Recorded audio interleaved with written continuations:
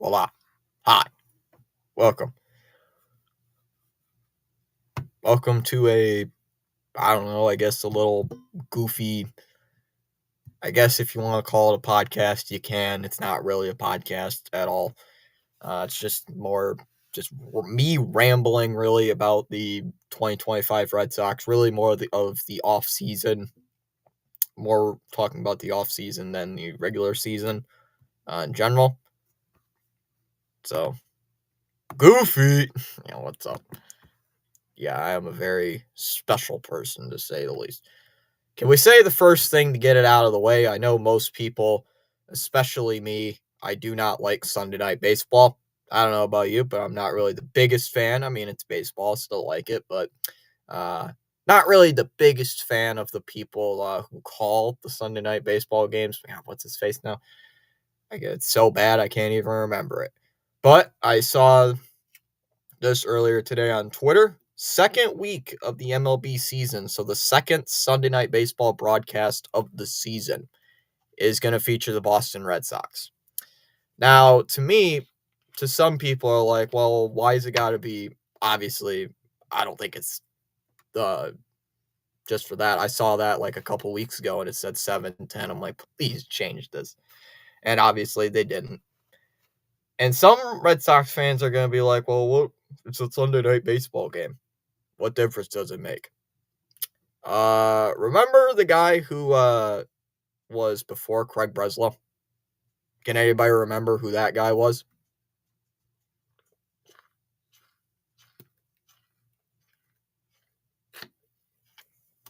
Sorry, I had to take a swig. Anybody remember Chaim Bloom? Yep. Yes, we all hate some Sox fans I know absolutely couldn't stand Chaim Bloom if he even mentioned his name. They want their ears basically bleed out. But Chaim Bloom, president of baseball operations, for the St. Louis Cardinals. So I saw people on Twitter, and I've called it this too before. I've seen the people call it on Twitter the Bloom Bowl, basically. The Wasabi Fenway Bowl, but we change it to the Bloom Bowl. Now, I don't know if Bloom's going to be in attendance for this game, because this would be the first time since he got fired that he would be at Fenway Park, since he is now with St. Louis. Obviously, some Sox fans remember we only made one postseason appearance for the during the Chaim Bloom era, and that was in 2021 with our magical little postseason run. Now, keep in mind, me and the title. Yeah, I will get to that. I just wanted to get some stuff out of the way. Don't worry, these types of things, I'm going to ramble on forever. Just saying. But I don't like Sunday night baseball, but it is a home game. So, what is it, 7 o'clock? I get that. I'll just hang out waiting for the Celtics. Celtics start at 7:30, I believe. Patriots Drake May announced engagement. Let's go. Oop, there. Let's go. A&W nonetheless. One of the other things I did want to mention was this trade that I have up on screen. This happened about a couple of hours ago, about 3:30. I saw this trade. We acquire Blake Sabol from the Giants. What's up, bro? This is just really a podcast. I've got to figure out how to do some stuff. Still working on it. Maybe, we'll see. I shall think about that. But yeah, we just acquired Blake Sabol from the Giants for some good old international signing bonus pool allocation. So basically just giving money to the Giants. I kind of was a little bamboozled by this because now I believe we have 3 catchers on the roster now. We have, what's his face? We got Connor Wong, obviously. Who? Yeah, exactly. Who? A catcher from the Giants who was mostly on their AAA team. A catcher who was basically on their AAA team and called up towards the end of September. We traded them to the Giants. We traded for this guy, apparently. I have no idea who this is, to be brutally honest with you. But according to this article, he hit 27 years old, hit .313 in 11 games, but spending most of the season with the Sacramento team. And apparently in 121 major league games, he's a .243 hitter with 13 homers and 44 RBIs. It's a very short article, in case you have not noticed. It is like less than a paragraph in length. But we did get rid of Chase Shugart. We have designated him for assignment. Hooray. I love it. Shugart really probably wasn't going to stay on the team for long. I kind of liked Shugart, not going to lie. Yeah, and just for reference, Mr. Sabol here had 1 RBI the entire season. Yeah, apparently he's a contact hitter, so he is the Connor Wong, I guess. Yeah, so far in 11 games this year, he is 10 of 32, 2 doubles, RBI, 5 walks, 9 strikeouts. Interesting. So, yeah, exactly. PAS is common. Who is this guy? Just another catcher on the roster, apparently, for Boston. So now I believe we have 3 catchers. Maybe 4. I'd have to look. We got Connor Wong, obviously, everybody's favorite Red Sox. We got Carlos Narvaez, who we traded from the Yankees.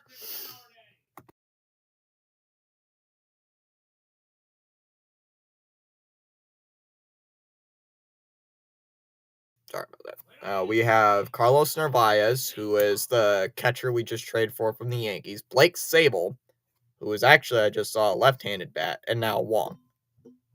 So I don't know. Sabol might just be the minor leaguer. Narvaez might just be the backup. I don't know how this is going to work out for spring training. But we got rid of Shugart, who is now gone. I know Shugart played very little for the season. So, let me look. Didn't have his stats pulled up. Give me a second.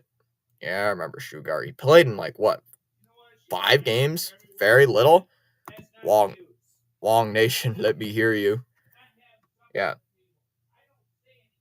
Yeah, what? He had, well, let me look it up. 6 games. He had 8 innings pitched in total. Gave up about 8 hits. About a hit per inning. Gave up 4 runs. One of them a home run. 3 walks and 8 strikeouts. And a 127 whip. All right, so that is pretty much the Chase Shugart thing. Now, to get what I was going to originally. Hold on, let me unzoom out of this. Chat. We are about a month away from pitchers and catchers reporting. Red Sox winning the World Series.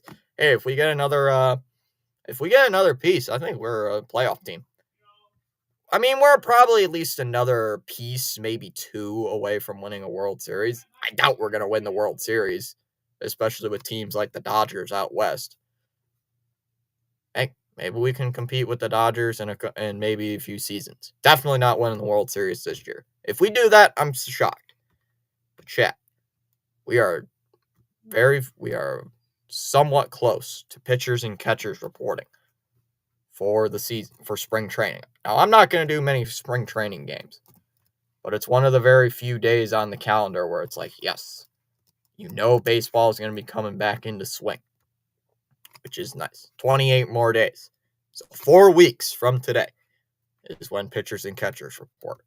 And the Sox have their first game 9 days later against the Northeastern Huskies. Whoopee. Like a little exhibition game they do every year. Hey, Charles is here, an Orioles fan, saying great evening all on the live stream broadcast. Let's go. Yep. Let me get into March, because that's actually when the season begins. Oh, this is interesting.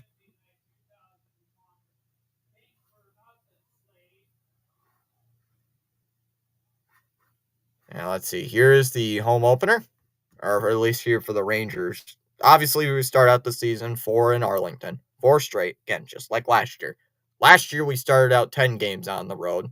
That was that terrible West Coast trip that practically killed me throughout the to begin the season. And I think I only missed 1 game in that entire road trip. I think I missed 1 game. And that was the Easter game. That was the game on Easter Sunday. So, really can't blame me on that one. Yep, Charles saying his Orioles. Speaking of Charles's Orioles, we play them on their home opener on good old March 31st. Whoopee. Play the Orioles and the Rangers to kick off the season. What a nice way to begin the year. 3 games against the Orioles, get the Tuesday off, which is nice. When is Easter this year, by the way? 2025. Oh, it's April 20th. Okay, that's way later than I thought. All right. We actually do kick off this home opener. We do have our home opener against the Cardinals. 2-10, 4-10, and 7-10. This one, of course, I was just talking about the ESPN Sunday Night Baseball game, or the Bloom Bowl. We do. Against the Rangers. Yep, we play against the Rangers. Saturday, March 29th. 4 games against the Texas Rangers, 3 against the Orioles to kick off the season. Not a great start. Well, the Texas one, I could see with a split, just like the Seattle series last year. And I remember last year, myself included, I was on the party of the Red Sox fans who were like, when we were facing Baltimore, just about when we were facing Baltimore. Don't know if you guys remember this, but the 10 games we played, obviously on a West Coast trip, so they're all like 9:40 games, 10 o'clock games, one of them. So 4 of those games were against Seattle, who was a really red hot team at the time. Obviously, fired their manager, missed the playoffs, had the lead in the division. Yeah. We know the entire story. One of them was Oakland. Oakland stinks. We played the Angels. They stink too. So of those 10 games, we won 7. We won 7 of them. 7-3 to kick off the season last year. Do these 10? I'd say maybe about the same, depending. Who knows? Do I think we're going to sweep a team like Baltimore? No. We don't usually sweep a team like Baltimore. Could we sweep a team like St. Louis? I could see it. I could possibly see it. Are we sweeping a team like Texas? No. I mean, I could probably see us going maybe 6-4, maybe 5-5 at the worst to start the year. Because this team is supposed to be better than last year. Last year, the team overachieved immensely. Because apparently, can't remember, I think it was like 75 wins we were put at, or it was 75 to 70 in that range. And last year, they got 81. Kicked off, remember, 7-3 to kick off the season. Why do I keep saying kickoff like it's football? This is what I want. I wish I was in Boston to get this, but the Jarren Duran All-Star MVP bobblehead. I would want this. I want that bobblehead, by the way. Something is definitely wrong. 4 games against the Blue Jays of all. So almost like last year. 7 games. 7 games at home, 7 games on the road. Kind of like the exact same thing from last year. And then we play the White Sox. That's all I got to say. If you guys remember from last year at all. 7 games against the White Sox, 4-3 record. That's all I got to say. Because the first time we played the White Sox, they were in the middle of that 14 or was it 15? I think it was 14. We beat them the first game, so it put their streak up to 14 games. And then we lost the next 2 straight games against the Chicago White Sox. The worst team in MLB history, by the way. That same Chicago White Sox team. This time they got a new manager. I don't know what kind of moves they've made. Obviously, hey, if Garrett Crochet pitches in this series, obviously making his return to Chicago, so that'd be pretty funny. Imagine he throws a no-hitter against this team. Honestly, I could see that happening, but 3 straight against the White Sox and 3 straight against Tampa Bay. And that's going to be the first time, because keep in mind, for the first time, I don't have to see Tampa playing in that stupid warehouse-looking field they call a ballpark. What are they playing in the George Steinbrenner Field? The Yankees, was it the spring training or was it like the single A field? So actually going to be a somewhat nice-looking place. So I might have to change my thumbnails now. And then a week after we play the White Sox, we play the White Sox again. Kind of almost not a lot like last year, because last year we played them in June. And then towards the end of the season, we played them in September. It was like the first or second week of September. I didn't stream that series because a friend of mine came over from down south and he visited for the weekend. So then we play these Mariners, Black. And I have a complaint with MLB. Why are you putting games at 1:35 in the afternoon on a Thursday? Who is going to be watching games on 1:35 on a Thursday in the middle of April? Like, come on. I would like to stream that game, MLB. What's the matter with you? What's the matter with you, MLB? And then Cleveland. See, this is the stretch I'm worried about right here. Cleveland and Seattle. This is the one stretch I'm worried about. Yeah, you got Baltimore. You got Baltimore. Cleveland, Seattle. Those are 2 teams that played us really good during the regular season. Cleveland, we finished like 2-5 against. And we play 3 in Progressive Field. I believe we lost 2 out of 3 against Cleveland. In Cleveland. Yeah, that was during the draft. And then, when was it? Play Toronto. What was that, 3? Last year against Toronto, I believe we started out with like 7, what was it, 7 consecutive victories against the Toronto Blue Jays. I believe it was like 7 or 8 consecutive victories against the Blue Jays. And of course, this one hurts me as a Sox fan. I would love to smack Toronto around like it's nothing. Why? Of all the teams, I would love to smack, like, absolutely destroy Toronto right now, because this is Toronto's the team that knocked us out of the playoff. Sorry, I got to word this correctly. Toronto knocked us out of playoff contention last year in like the final week of the season. So it would be very nice to obliterate them half the time. It would be very nice. Plus, to obliterate them all the time.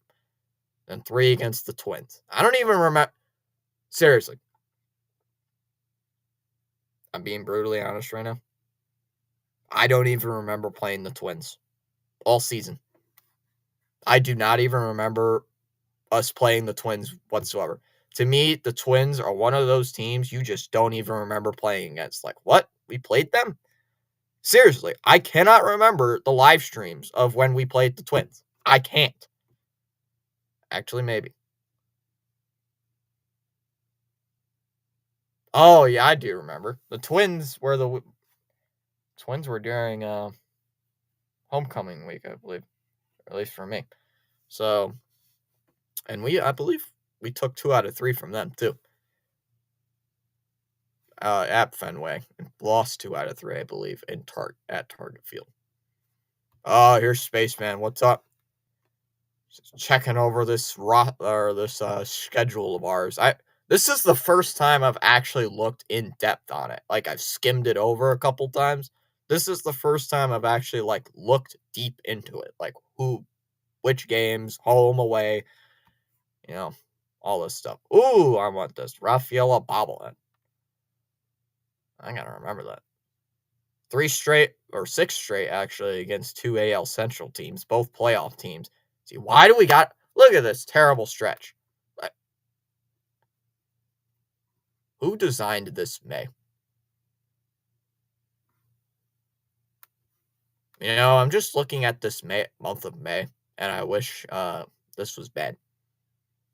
All but one game, except those Rangers games. So all but 4 games are against playoff teams. All but 4 are against playoff teams. The 1 game in Toronto and the 3 against Texas. You have got to be kidding me. Play Atlanta for 3. Atlanta down here for 2. Milwaukee for 3. Baltimore for 4. The Mets for 3. Tigers for 3. Royals for 3. Who created this month of May? Who in MLB created this month of May? They deserve to be fired. Yeah, that's why I don't like this you play everybody crap. I don't like it. I like to play the division rivals more. What was it, 19 games? We division rivals played each other. Now it's like, what is it, 13? I liked the division rivalries way more. And why is it? I still don't know this. That we play the Braves twice in a season compared to every other NL team. I would like to know an answer to this. Oh, Sox losing to May 19th, 20, and 21 games. I remember what happened the last time the Mets were at Fenway Park. Daniel Vogelbach caused a tsunami. Hit a bomb of a home run, and 10 minutes later, a giant rainstorm came in and flooded Fenway. Yeah, I remember that all too well. All of them 6:45 games too. So, see this charm hat with charms. Oh, what? Again, MLB. Who plans games at 2:10 and 1:10 in the afternoon on a Monday and a Wednesday? What is wrong with these guys? Boston whooping the Mets this year. What's up, Paul? I hope we whip the Mets. Sorry, PAS, but he's in uncharted territory. He's in a den full of Sox fans. and a Yankees fan. I remember that game too. Oh. If this was a Mets stream, it would be fine. It's okay, BAS. We're probably gonna it's either gonna go Red Sox win 2 out of 3 or Mets win 2 out of 3. So, I wish Dom Smith was on this team. Then we'd really show who the MVP is. Let's see, is that Atlanta series for 3? That Atlanta series is for 3, apparently. Angels for 3, sweep. Yankees for 3, sweep. Oh, it's in Yankee Stadium, sweep. Now we're winning 2 out of 3. If Garrett Cole's on the mound for one of those 3 games, easy W. Sorry to say it, Spaceman, but it's true. Easy W. Sox win against Garrett Cole. And I'm not saying that just to be a typical Red Sox fan. The Sox own Garrett Cole. His first start back, he gave from injury, or was it second start? We lit up Garrett Cole for like 4 or 5 runs in 4 innings. So Sox really know how to get to Garrett Cole this year and recent years. I can say 2 out of 3. I would laugh if I would not be surprised this to be determined game is a Sunday Night Baseball game. I would not be shocked. You guys play well at our barn. I think Spaceman sent me a video of last season about that. A guy threw a baseball back, a Rafael Devers home run back. That was funny. But this is the type of baseball I like. 9 consecutive games against division rivals. 9 consecutive games. 6 of them being at Fenway, which is really nice. I also saw this tweet from Chris Cotillo. Speaking of the schedule, by the way, I saw this tweet out from Chris Cotillo. Let me see if I can find it. It's about the Sox not playing games on a Thursday, which is pretty funny. I think the Sox, out of they play one Thursday game, I believe, for the entire season. Let me find it. Blake Sable. Yeah, here's the tweet. This means absolutely nothing, but the Red Sox have 5 Thursday games after May 22nd. They have 7 straight Thursdays off from May 29th to July 3rd, playing on July 10th, having the next 6 Thursdays off. So in a 14-week span, they have 1 Thursday game. So basically, basically do not plan on a Red Sox stream on a Thursday. Do not plan for it. Just saying. Devers is very good against Garrett Cole. And he's pretty good against the Yankees. But Massa is very good against Clay Holmes. Which is why if Clay Holmes is starting against the Mets, Yoshida is going to club him. Sorry, that's also a true fact. Especially last year. There were 3 instances, I believe, where Yoshida, he had a 2-run bomb against the Yankees on a 3-2 swing. With 1 out in the top of the 9th inning, we came back and beat the Yankees. And then another game against the Yankees, this was at Fenway, Yoshida drove in the game-winning runs. And it was in the 7th or 8th inning off of Clay Holmes to win that game. There's another one, too. I just can't remember. Let's see. 7 straight games. So again, I'm not surprised. I would not be surprised. Wait, let me look. Are those games marked, though? Let me see if I can pull up that Sunday Night Baseball schedule again.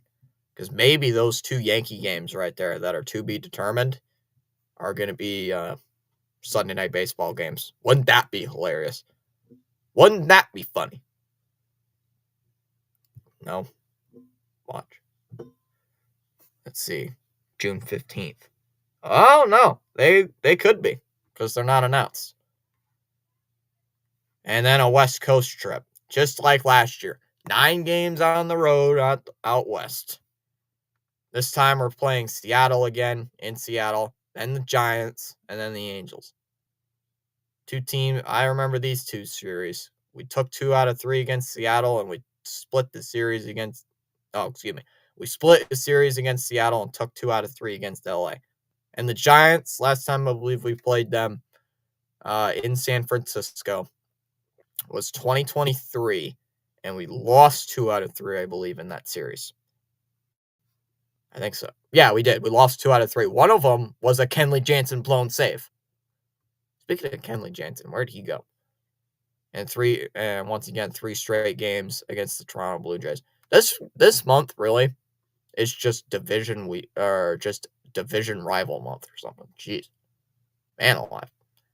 Play a couple games against the Reds. I gotta remember this if I'm streaming this. July 4th, 11 a.m. against the Nationals. Last time we played the Nationals, took 2 out of 3 from them. Charles, make reservations for ambulance to deliver some French fries. Putting a hurting on the Mets. Charles is an Oriole fan, so he knows the division really well. Charles does not like the Red Sox. He is a Baltimore Oriole fan. So he wishes the Red Sox lose every game, especially against the Orioles. But if it helps out, if Charles has one thing, though, we all have in common as Sox fans.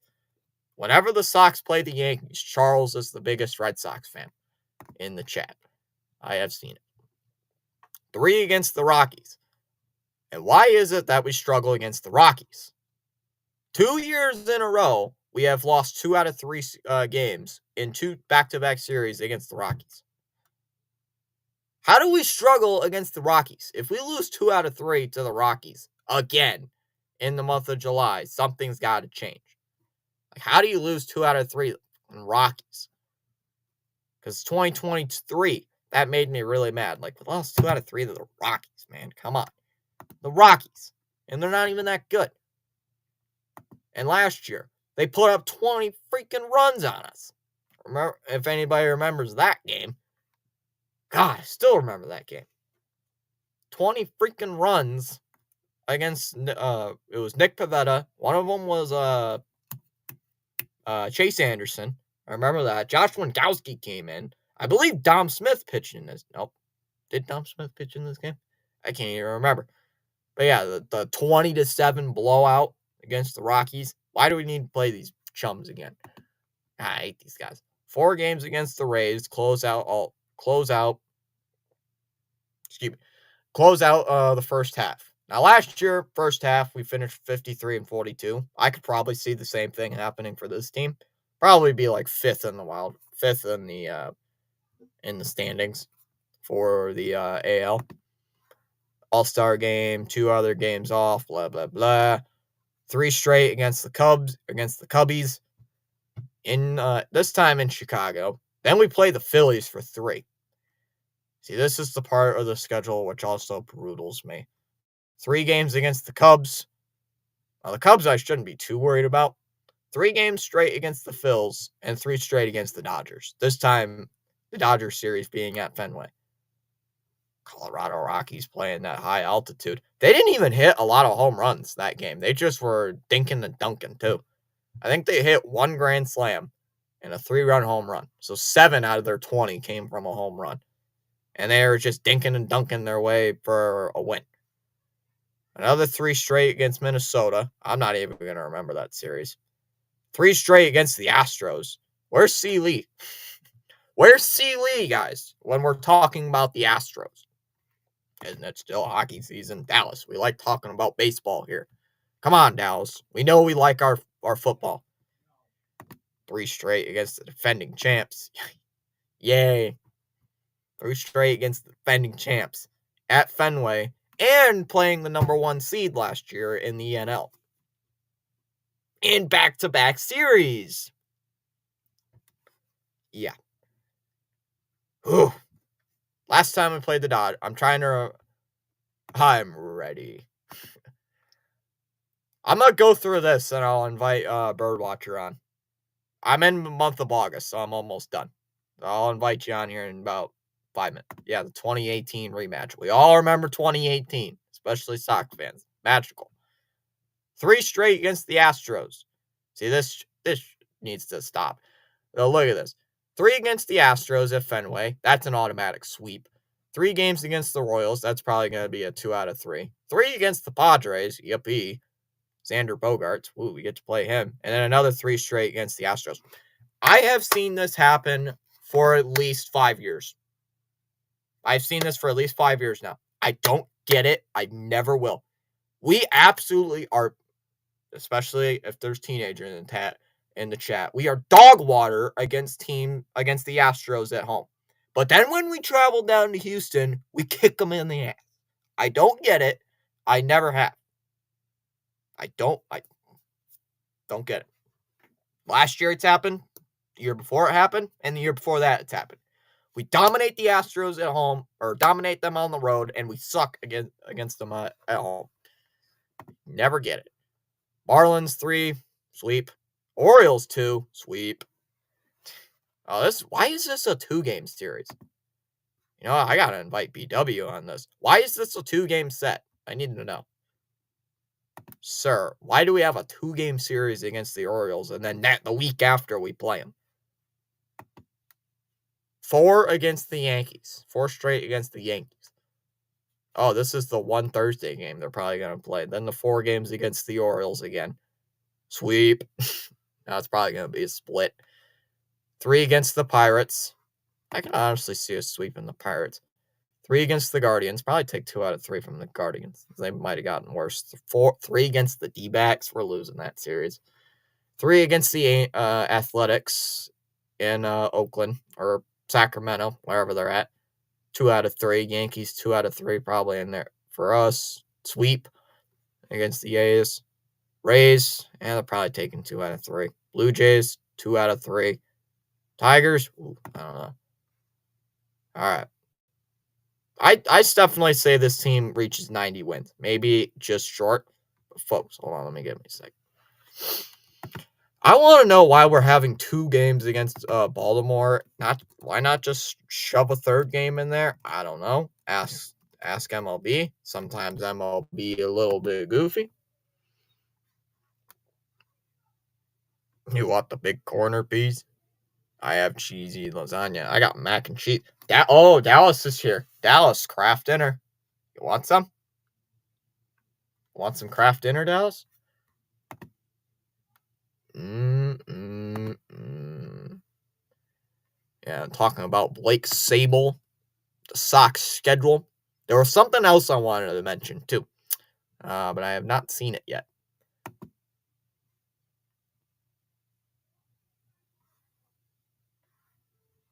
Say no to powdered cheese. Jeez. I say yes to powdered cheese. Powdered cheese tastes good. Blah. Powdered cheese actually.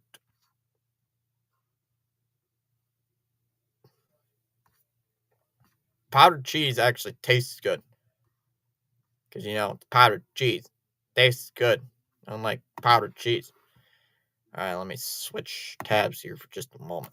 Powdered cheese actually tastes good, Dallas. If you know how to use it correctly. I turn up this volume here. Let me see if there's one more thing I can pull up here. I'm gonna talk for a little bit. But that's what it was. Bregman.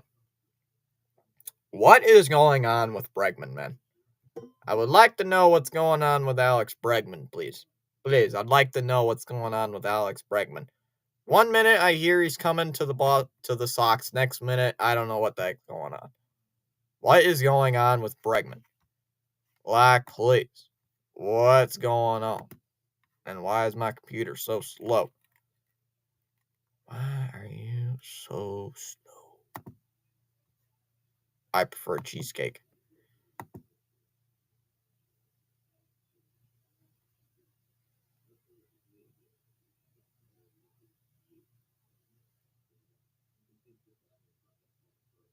Oh, I know what this is. Give me a second. Hold on. I think I might know our problem. That guest link is invalid. That's why. I think I fixed our problem. I think that guest link I sent. BW. I think the guest link I sent was invalid, by the way, because it just showed me it was invalid. That's probably why. But yeah, what is the news on Bregman? Last time I heard, the Sox were at a 4 to 5 year contract, and Bregman has not signed. But then I hear he's gonna go. We're gonna try to get Arenado, and I've heard nothing about that since. Red Sox projected $88 million All-Star that is not named Alex Bregman. Who is it? Better not be like Manny Machado or something. We ain't taking on that contract.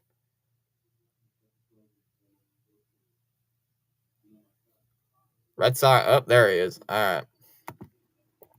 Hello. Good evening. There, I can actually hear you for once. All right. Finally, we got this thing working. All right. Ah, geez, wearing that hat.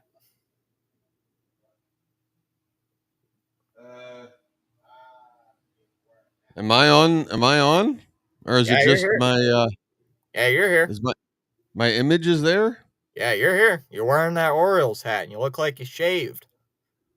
And you're wearing a tan shirt that looks inside out. You're wrong on 2 counts. How are you doing? Well, at least I can see you. I'm doing fine. Just talking about my team and how we're actually going to win the division. Maybe.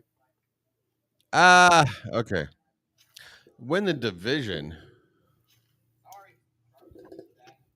Yeah. There, you should be apologizing after that sort of. All right, so what have you been doing for the last 40 minutes? Just looking at the schedule and going, we're beating you, we're not beating you. Is that what's been going on? Just like previewing. Obviously, I'm not setting anything in stone because free agency is still going on. So, obviously, you don't want to make very bold predictions, but I'm just looking based off somewhat of last year's thing. I'm like looking, okay, is this a reasonable bet? Can we beat this team? Like Oakland. We can beat Oakland. We can beat They're Chicago. going to be really good, man. Oakland's going to be I'm gonna let's make some predictions. Make me a guest. Ask me questions. But yeah, I see Oakland winning maybe 70, 75 games this year. Wait, what is it this month? Hold on. Where was this month? I think it was May. Remember how last year you had that June stretch? I lied apparently. So we have a terrible stretch. I know obviously most of it's playoff teams. Are you count Detroit in there unfortunately, but they did make quite a bit of noise. So this is how we open up the month of May. I'm just throwing it out there because it makes me mad. Start out against the one game against the Blue Jays would be 3 against the Twins. If they didn't collapse, that'd be a list on the playoff team. And we play Texas for 3, which they always play us hard for some reason. 3 against Kansas City, 3 against the Tigers, off day. I didn't know if you heard the Thursday stat. Did you hear that at all? What, your record on Thursdays? No, we had from like May on, the Sox play. I think it was after May 22nd. They play one Thursday game for like 14 weeks straight. So I was just saying, don't count on me Always have. on a Thursday. Well, I mean, that's not bad that you never have to go more than 1 week without a day off. Like, as far as the team goes, as far as like your bullpen and everything, like that's good. Especially in this stretch. Braves. Hey man, Mets, I'm gonna go off camera for like uh 20 seconds. I just gotta put some hot water on and get this coffee going. Like I literally woke up and I'm like, oh, put that's me why you on. sound so groggy. Uh, I just give me a chance to just drink a little coffee and just give me 20 seconds. All right, hold on. You go I'm back, act like I'm not here and you were doing what you were doing. I'll be right back. all right. Hold on. All right, so we're just finishing up talking about this month of May. Good old month of May, where we play the entire rest of the month is playoff teams: Royals, Tigers, Braves. 3 against the Mets, 4 against the Orioles at home. Thank God it's at home, unlike last year. And 3 against Milwaukee and another few against the Atlanta Braves. And I'm still wondering where the Atlanta Braves thing comes in, because we play them 5 games this year, or is it just 'cause for some reason Atlanta, I believe, is the only team. Well, let me show this on screen, because Atlanta is the only team that we play more than twice for the National League, and I have no idea where that comes from. If any Sox fans have the answer in the chat, please say it. I have no idea. It's been confusing me for the last 3 seasons since I've really started watching this team pitch by pitch and doing play by play for them. But this stretch for the month of May is just going to be so brutal. Obviously, on the road for 6 of them, also playing Atlanta, 3 against the Mets. Yay, we get to see Juan Soto hit home runs. And then 4 against Baltimore. All 4 of them different times. Goofy. 3 against the Brewers, a couple against the Braves. And what was June like again? Yes, against the Angels. So, nice little easy start to June. And playing the Yankees. So, not bad. Not too bad. Did I finish? What's going on with Kikuchi? Kikuchi? Or Sasaki? Or what? Sasaki, sorry. But I think I saw it in your Discord. He's down to 3 teams. It's, what is it? The Dodgers, the Padres, and the Blue Jays. Now, obviously, sorry, Dallas, but every time there's a huge free agent out there, why is Toronto always in on him? Like, every free agent, Toronto's big on him. Like, is that just me, or what is that? Because what is it? They've offered something to Santander. They offered something to Burns. I know the answer to this. What is it? Toronto, I mean, this hasn't been reported yet, but I came up with this theory, and I'm starting to see other people come up with it too. Toronto must have an amazing welcome package when they meet with players to talk about coming to, they must give them a gift bag. I'm telling you, they get merch, they get stuff from the Blue Jays, and then they just laugh, take it, and walk away. I'm telling you, man. I mean, the people who own Toronto, what is it, Rogers? They're big, that's a big corporation. They're a rich corporation. So they got the money. Props to them trying. Because I believe that's why they're in on every. I mean, that's why they're in on Soto. Their name has been on every top dollar, and yet, and now Sasaki. And the thing I've heard about it is their facilities are top notch. Can you tell me the Dodgers don't have a good facility? Look at I mean, come on. I'm sure the facility in LA is, if it isn't as good as Toronto's somehow, it can't be so bad that you're willing to live in a different country and an additional 3,000 miles away from your home country. Playing on a team that doesn't even have Kikuchi anymore, so you don't even have another Japanese player on the team. He's not going to Toronto. He's not going to Toronto. It's either, for me, it's 50-50 for me. It's either the Dodgers or the Padres. I think everybody's probably going to say it's the Dodgers. What do you think? I mean, I think it's more, I don't think it's 50-50. I think it's like a 2-1. I'd say 66-33 LA. I'm not going to be surprised if San Diego gets him, but I think it's LA. I mean, it's fair. I mean, both teams. The one thing I saw on Twitter, obviously everyone believes everything on Twitter, but the one thing I saw was Yu Darvish was trying to recruit Roki Sasaki.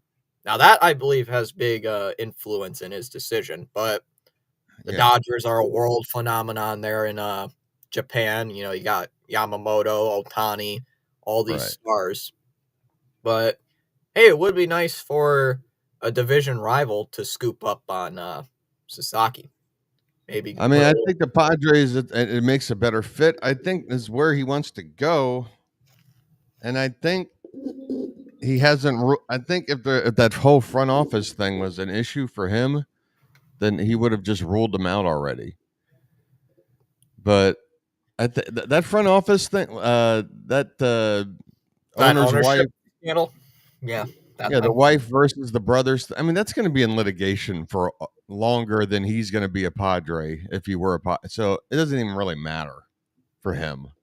yeah, As long as he likes, the pitching coaching and, they do have, they turned Michael King from a reliever into a starter with pretty good success. They got them some things to point to and say, hey, we develop pitchers here. The facilities are good. You're on the West Coast, great weather, good team all around. A lot of stars, but you don't have to be the guy. Whereas with the Dodgers, you're definitely not the guy. But I mean, there's so many guys. Like, yeah.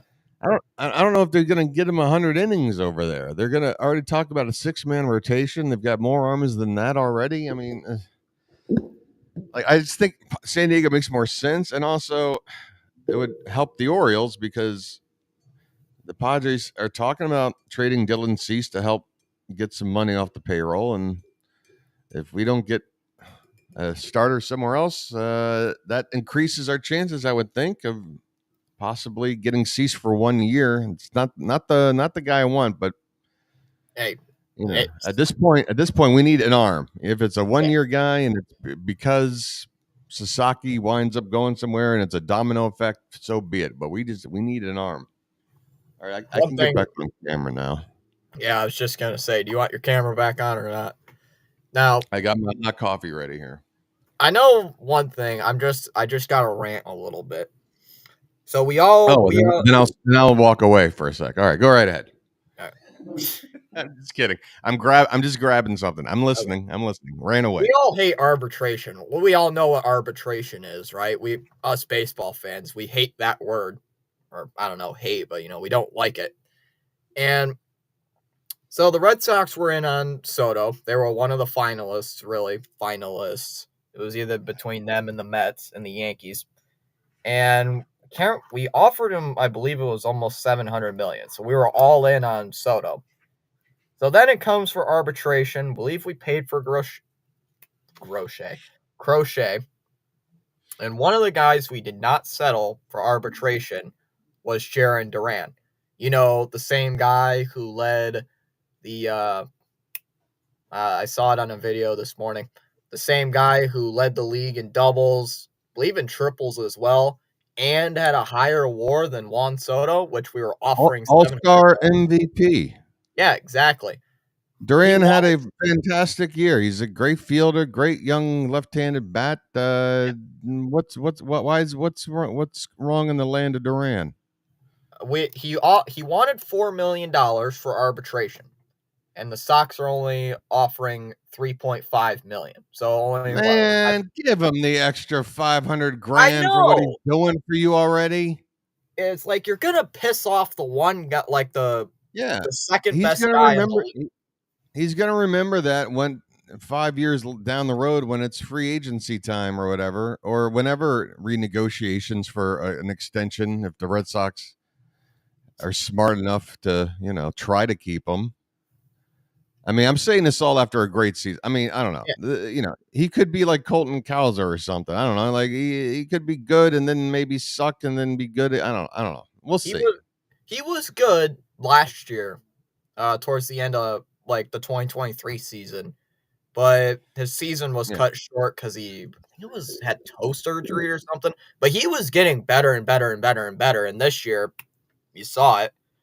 Had a full season. Yeah, he's a great player. He's a great young center field. He's really got everything. He's got a good arm. He's got speed. He can steal bags. He can hit for average. He can hit for pop.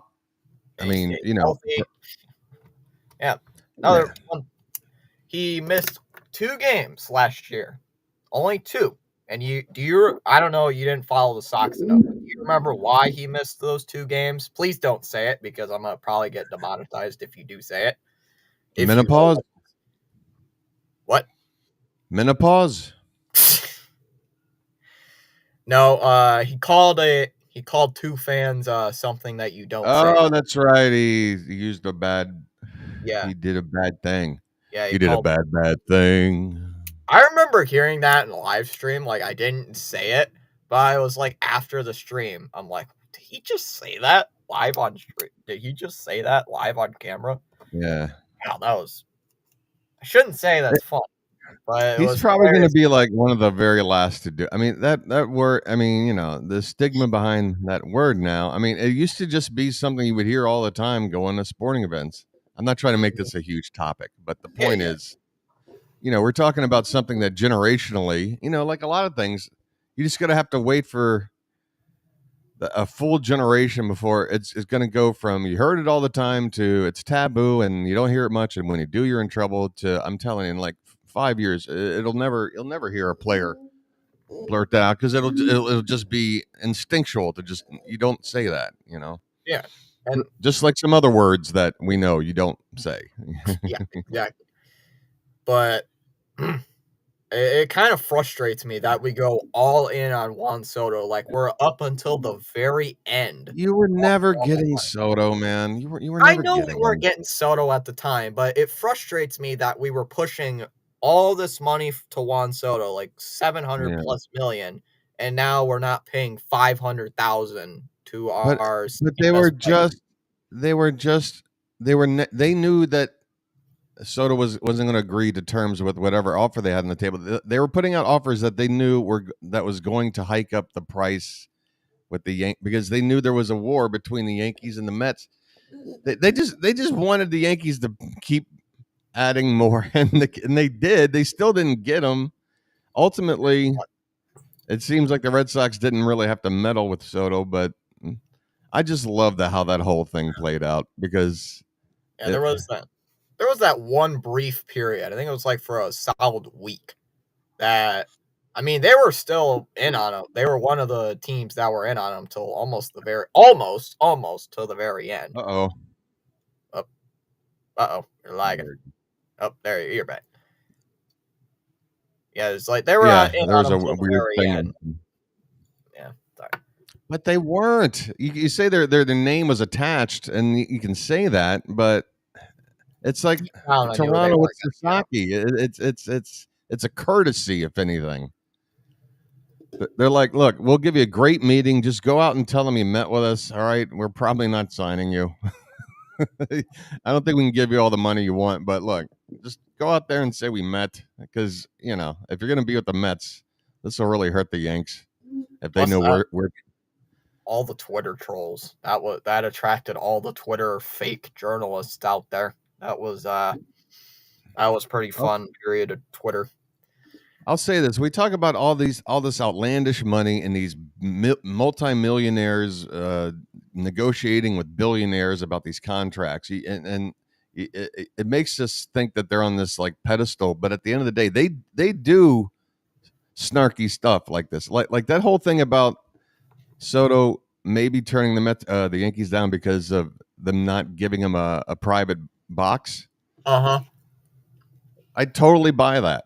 I totally buy that as a factor in it all. Like it Once you can come try to down to stuff like that. Like Corbin Burns not thinking like it seemed like Corbin Burns was never going to resign with the Orioles. The moment that first playoff game he pitched 8 1/3 innings, gives up 1 run, and the team doesn't score a single run for him, and he loses 1-0.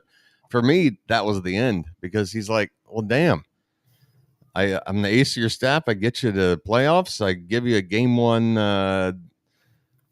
gem, and I'm walking away the loser here. You couldn't score 1 run, So, everyone wants to look at, oh well, he's a better fit, or the money's better here, or the tax. There's so many different reasons why players say I'm going here, I'm not going there. wasn't it I might be dead wrong and you might be right. But wasn't it something to do with his family being in Arizona? What didn't that have For Burns, yeah, Burns said before the offseason that he would prefer to play out west. And yeah, the Diamondbacks were never, and we again, this is another reason why I don't give a whole lot of credence to the concept of, oh, this team is in on him or this team isn't, because the Diamondbacks were never in on Burns. There was never a single person out there saying that they were attached, and boom, he signs there. Just like last year when we made the trade for him, nobody Yeah, had that on their radar. We just did it. nobody saw that, right? Just that completely bamboozled. Hold on, let me answer this. A playoff team. I would like to see them in the playoffs. If we get one more solid piece like a Bregman or Arenado, count this team somehow sneaking into the playoffs. All right. Well, tell me this. All right, obviously, there's a division winner. So, who are next year's 3 wild card teams? Oh boy, I don't know really too many of these teams. Well, I mean, just based on what you know of them at the end of this year, and Well, I mean, obviously, you can discount the Angels. You can probably discount the White Sox. You can throw them out. Are the Royals going to get back in? Like last year, people were pretty surprised. 3 Central teams get in. They get a division winner. We were thinking this is a division where it's only going to be a division winner because it's a very, kind of mediocre division. But they got the Tigers and the Royals in there as well. I don't see that happening again. I mean, it depends because the Royals, I believe, I haven't heard too much about them. They've really been quiet this year. I don't think the Tigers are getting back in. That's just a thing for me. I don't think they're coming back into it. Royals probably could. Yankees, God, I hope not. It would be nice for that team to implode and somehow miss the playoffs with all those additions. It would not surprise me if something like that happened.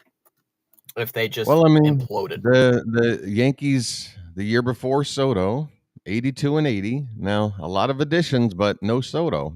So and they won what, like 99 games this past year, something like that. I don't even think it was 99. I think it was like 97. Like it wasn't. I think it was like 95. Hold on, I'm trying to pull up the standings.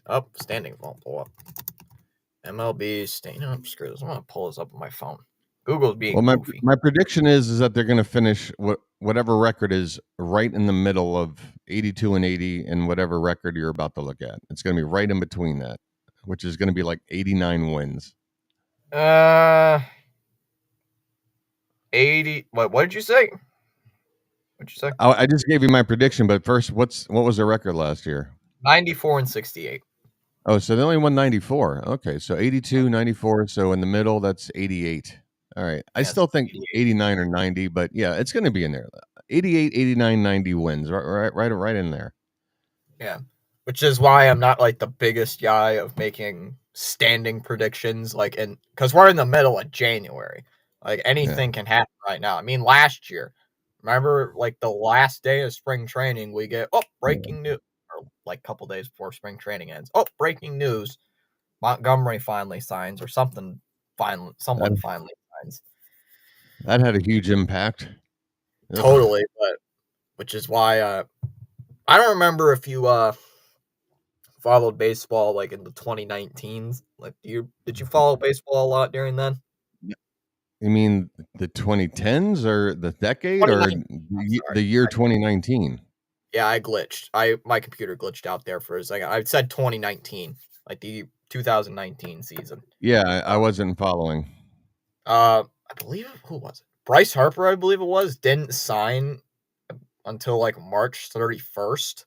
So like a week before spring training ended. Signed to that, what was it? Mega deal at the time, like 13 years, 330 million. And that's why I'm just really, God, where am I trying to go with this right now? I just lost my train of thought. That's all right. Hey, I guess you guys are too stubborn to push Devers off third. I don't get it, man. Dude, I'm telling you, I'm so confused because 1 minute it's like, oh, it's very hot that Bregman's coming here, and then the next minute, not a thing.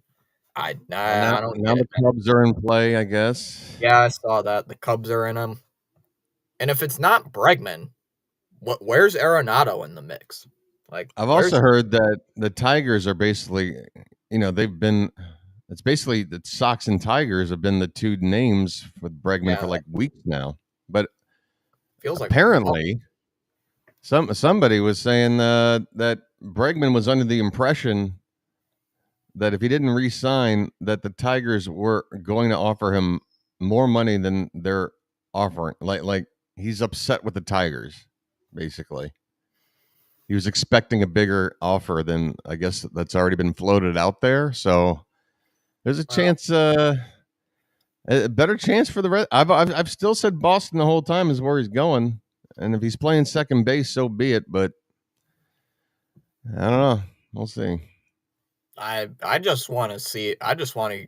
I'm one of those people where it's like, dude, I've had enough of the rumors. Just sign or something, because this has been going on for what 3, 4 weeks now. Well, Like, let's come say on. he signs somewhere else. What's the next best free agent right-handed bat that makes sense with your makeup of your team? Where to play him? That a right-handed bat that's a free agent still. Well, the one guy where the backup to Bregman, Profar. Arenado. Because Oh, if you, Arenado. Oh, right, the Arenado trade. Right, right, yeah, right. if we trade for Arenado, which I have heard like dead quiet about, but if they trade for Arenado, I would not be surprised if a guy like Casas is going to be traded. Hey, Jared, you're very lucky. Your Diamondbacks. I mean, you own the team. You've got all these new players coming in. It's very exciting. Uh, I'm trying to I'm think. jealous. I'm trying to think who would replace Casas at first base right now, because Dahlbeck left for the White Sox. Yeah, Dahlbeck's going to put up MVP numbers with them. Hold on, give me a Well, I second. think I think what they were trying to do with a trade was put Yoshida in with the trade so that they can just DH Devers and play Casas at first. No one's taking that sorry, but no one's taking that $18 million contract or 18 million per season. No But one take. but apparently it's like 5 million less than Arenado's, so it's still saving money. I think it. I don't know. Hold on. I I'm think just checking. Arenado's like 20. I think Arenado's like 23. Maybe it's in the 20s. It's definitely saving money. I'm trying to think like who could play first base if Casas got traded. Devers would probably be the number one guy, but who would you have as a backup? Really, Wong. Trying to You think. still have Dahlbeck, right? Didn't he play all over the place? No, he's gone. Dahlbeck's Oh, he's gone. gone. He's gone. It's first Dahlbeck base, man. First base is the easiest thing to plug in. Don't worry about it. probably Gonzalez would probably be the second guy. Or we could have had Mickey Gasper, who we traded away before he got his first major league hit. That was hilarious. Hey, now. Seriously, he played like 15 games. He appeared in like 15 games, and he didn't even get his first major league hit. It was probably less than 15, but we traded him away before he even got his hit, which was kind of Hey, hilarious. you got that schedule still open up there, right? Yeah, it's still down there. Hey, can you bring up just the opening day schedule, like all teams, like, I can or try. is there an international series of any sort, like there was in Korea last year, or anything like that? I think there is. Let me check. Everything you need to know about opening day 2025. This is from MLB's website. This was posted as of today. All right, here, hold on. Here we go. All right, this is everybody's opening day. So the Dodgers play the Cubs in Tokyo, apparently. So, yes, answers your question. There you There is go. another That's international. I'm assuming 2-game series, and both teams counted as one home game each. I'm assuming. I believe that's what happened the first time, right? I That believe. was the But we got Padre it. Dodger scenario.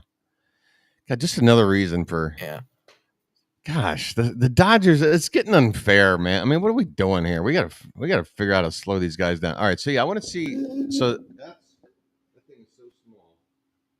March. So is it March 27? Like the regular Yeah. So your American Orioles open look like you day? play Canada. Yeah. So Yep. can you just name off every matchup, because and pause after each one for what do we got? All right. Who's up? So some of the times are not determined. The Angels Yeah. play the White Sox in Chicago. Oh, that's All great. right. So an opening of probably the two worst teams in the American League. No chance for either team to do anything. Nothing to be excited about with either team. Wow, what a stinker. All right. Astros play the Mets Ooh. in Houston. Astros play. Let's think about this. Juan Soto's debut is going to be in Houston. His Yankee And then debut was in Houston too. probably get the lefty Just so you know. Valdez. So lefty on lefty. No Kyle Tucker around anymore. Santander might be in Houston by then. That's a good matchup. So we went from Angels versus White Sox, to Mets Astros. Very intriguing. All right, what's next? Athletics play Seattle in Seattle. So not Sacramento, but play in Sacramento Athletics in Seattle. Yep. Okay, they signed Severino. Who was the other starter they signed like a week or two ago? Who was that? Because I'm wondering which one is the ace. Which one will get the opening day start? Oh, I'm looking up the Jeff Passan. I can't remember. I thought it was. I don't even remember. Let's see. Oh, that's arbitration. Justin. Oh, they didn't sign a pitcher. I believe that was Rooker. They signed to that extension. There's another pitcher. Charlie. Sure. Morton. There's the Morton thing. There's the Corbin Burns. Teoscar Hernandez. I'm not seeing anything. Walker Buehler. Garcia. Yeah, I'm not seeing anything right now. All right, let me do a little something here. Let me look for something here. Sebi. Oh, Jeffrey Springs. Springs from the Tampa. Oh. So yeah, Severino. I know Jeffrey Springs, not very sexy. I could see how you might have just passed over him, but yeah, they did sign Jeffrey Springs. He's in the rotation, but yeah, Severino would definitely get the opening day start. And they're playing Seattle. Yeah, in Seattle. I wonder who their opening day starter be, because it's been Castillo since he's sort of the veteran. But I mean, when you look at the numbers last year, Logan Gilbert and Kirby, George Kirby, yeah. I mean, even Brian Wu. I mean, they're all comparable to Castillo. And if Castillo gets traded, then you really got to go. Oh, Bryce Miller too. Yeah. So yeah, I wonder who the opening day starter for the Mariners will be. Even if Castillo stays, if he doesn't, either way, interesting. Yeah. All right. What's the next game? Toronto Blue Jays against the Baltimore Orioles in Toronto. All right. Now, are we playing a 3-game or don't look it up? I think we have to play a 4-game series right out of the gate. I think it's a 4-game. I would assume it's 4 games. And the reason it got me worried when I heard about Sasaki, I'm like, crap, this is what happens. Sasaki's going to join the Blue Jays, and he's going to pitch game 4 when, like, 90% of the time you start a series, you're playing 3 games, and we would have missed him. But no, we got to get him on the road for his debut. But yeah, I would think if Sasaki wound up at Toronto, he would be one of the first 4 in the rotation. They wouldn't stick him at 5. Oh, no, they're not sticking him at 5. I mean, believe me, though, like with LA, he's at the bottom. And even San Diego, he's going to be, because they're going to treat him like he's the unproven rookie that he is. They're not going to just, as much fanfare and, whatever with this guy, when it comes to, like, setting up a rotation, they're going to, it's not going to matter a couple of weeks into the season, but just sort of, it's baseball, man. They do things a certain way. Like you tip your cap to people who've been there already and done that. And yeah, for Sasaki, I would expect he's probably going to be like the 4th starter. And it doesn't mean I'm not saying he's going to be the 4th best pitcher on whatever staff. But yeah. All right. So Orioles, will have hopefully Dylan Cease or Luis Castillo or Pablo Lopez. By the way, you know that trade simulator thing that's very popular, but it isn't free anymore. It stinks. Yeah. I used to use it. I don't use it as gospel, but I at least, I think it's a decent tool to just get an idea of how close, a comparison of a couple of players are in terms of their value. According to the trade simulator on that, what's the website? I don't know, but it's very popular. I don't remember either. I think it's trade. I don't know, whatever. But Ryan Mountcastle for Luis Castillo straight up is like right on the money in terms of like value for each side, which I'm like, that would be perfect. They need a bat. We need the arm. They would they would cut like about 15 million of their payroll because they only have to pay Mounty like 6 or 7. He's still not a free agent. He's still pre-free agent money. Yeah, man, let's do that. Then you open up a spot for Kobe Mayo to just that way Ryan O'Hearn can play first base against all righties, which is like 65, 70% of games, 2/3 of the time. So that means Kobe Mayo, you don't have to put too much pressure on him. He plays against lefties. He only has to face the preferred sided lefty arm, and he only has to play like twice a week on average. Perfect way to ease him in. And that's why Ryan O'Hearn is so expendable. Ryan Mountcastle. That's why he's so expendable. Trade him. Seattle needs him. They need offense. Just looking at the other matchups.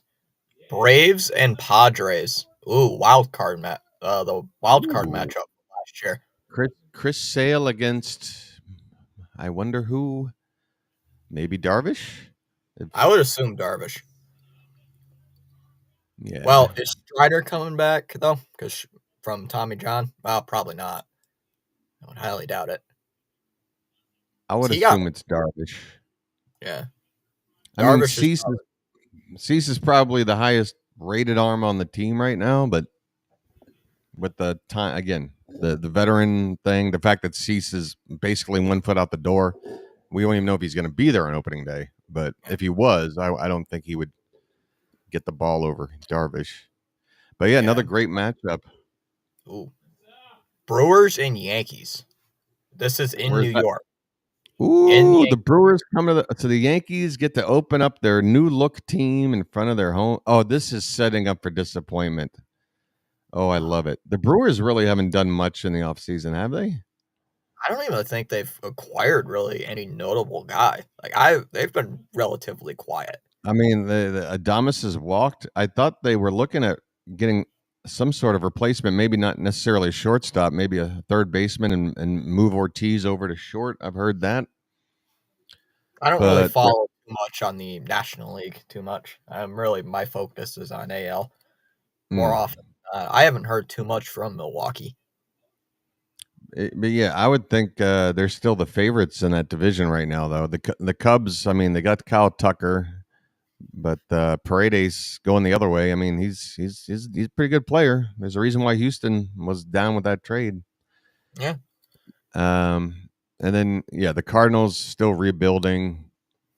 Pirates, but the Pirates always start out hot, like world beaters, and then once June comes, they just fall apart. That's happened. I mean, you never know when you got Skeens and Jones at the top of your rotation, two arms that are so young, we don't even know how good they're even really going to be, and they're already really good. Oh, So if they're just going crazy, where it's like back-to-back games every 5 games, you're winning because they're on the mound. They could hang around, but I don't think they're going to be in.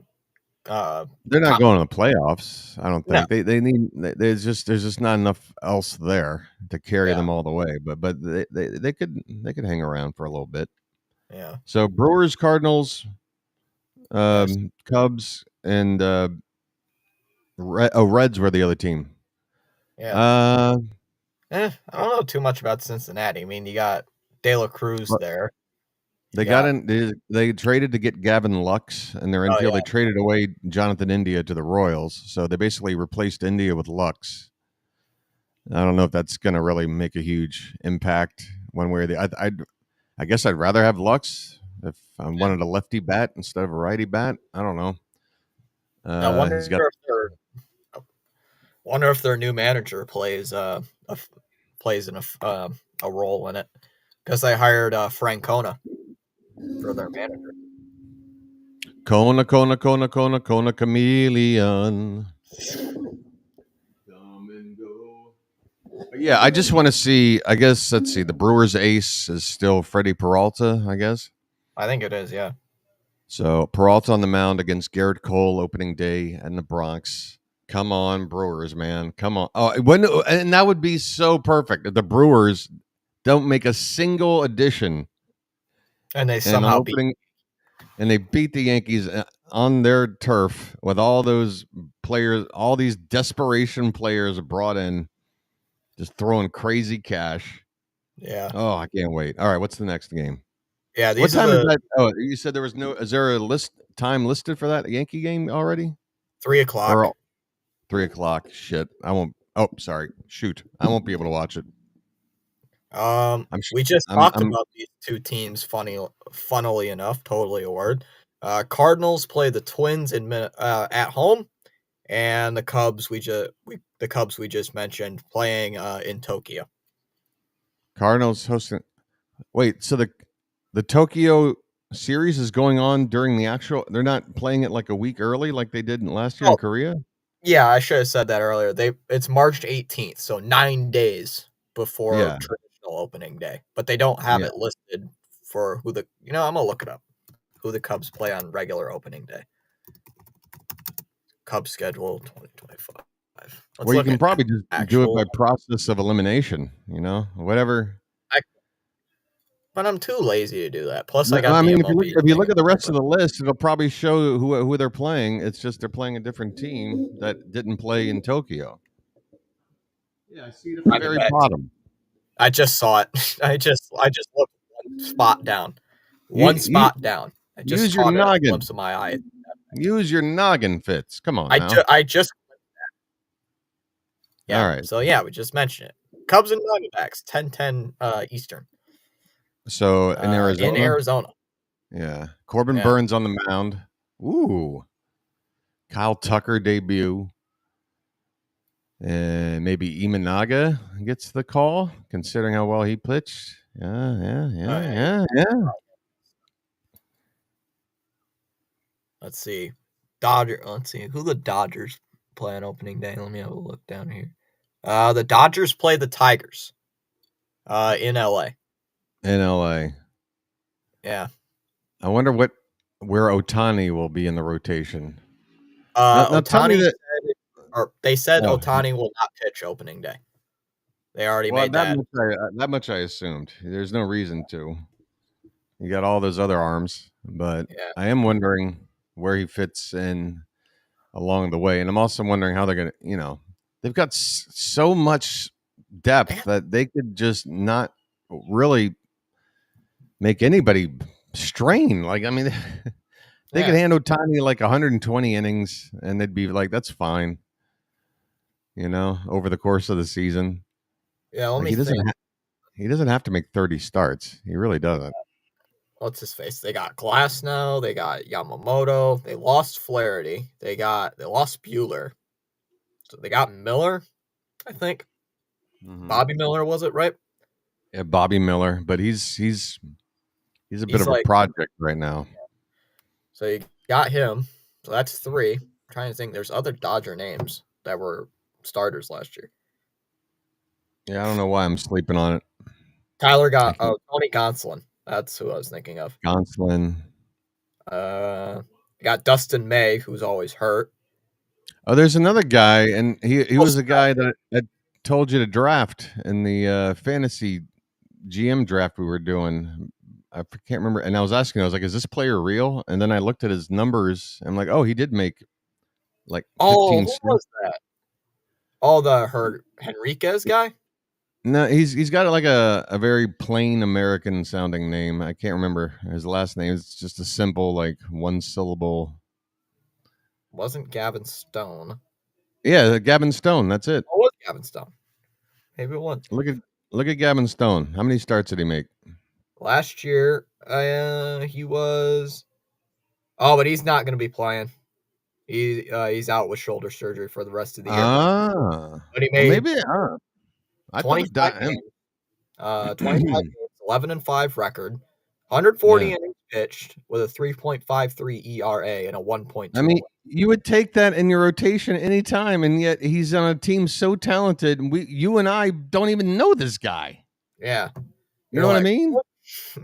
you're like, who's this guy? Like Yeah, I knew as soon as you said his name, I knew. I just, that's how little of an impact. Like I'm having trouble remembering this guy's name. I'm not gonna remember. I'm not gonna forget it anymore going forward because the level of embarrassment has reached its peak. I can't keep so forgetting. who do you think's starting for the Dodgers? For me, I think it might be Glass now.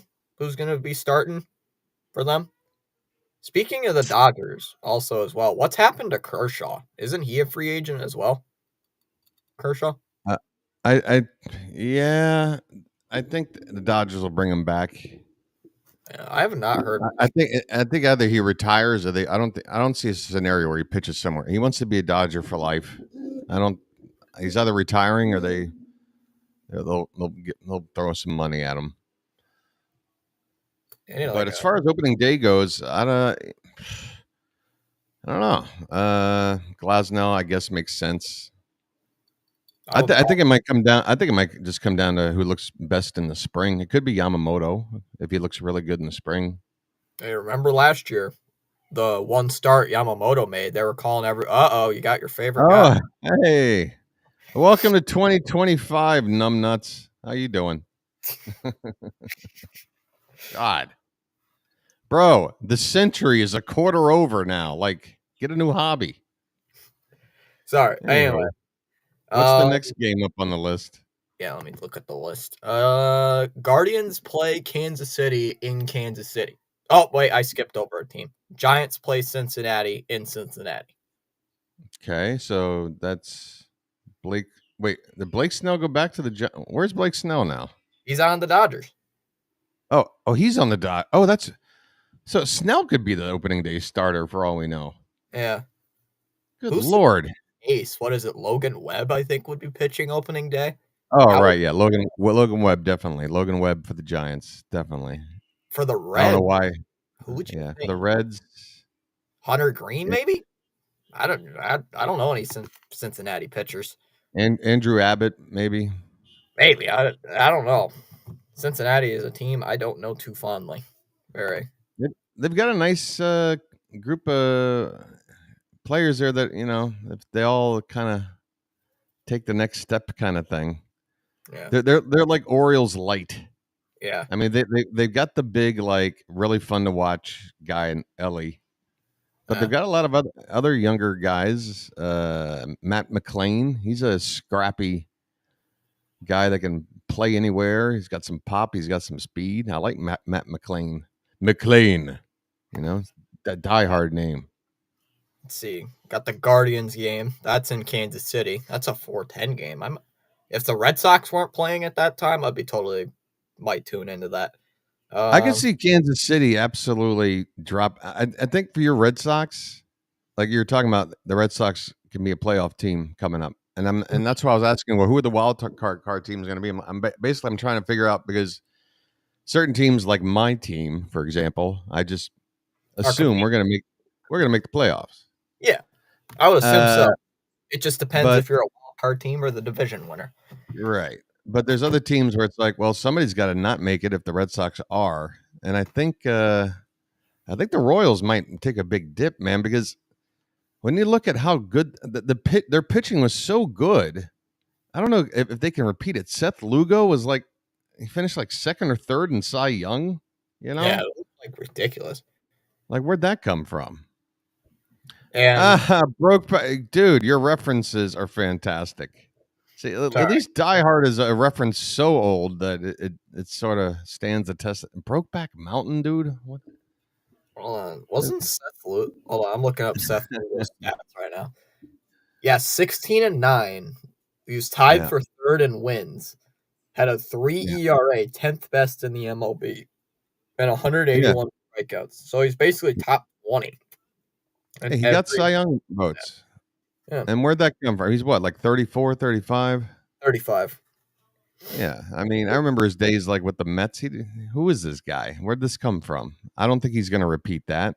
Cole Yeah, Reagan's had a great year, and yeah, I just think I just find it hard to believe that the Royals pitching. I think a lot went right with the pitching last year. I don't see getting repeated, and they haven't done a whole. I mean, their offense has still got a lot of good young players. Bobby Witt, obviously the cornerstone, and there was talk about them maybe. Well, that wasn't really talk. I don't know. I guess some people were saying it would make sense if the Royals, if they're going to add a free agent to get Santander. I mean, I don't know who wants Tony at this point. Who wants Tony? the Red Sox could pick him up. Replacement for Tyler O'Neill. Could use him.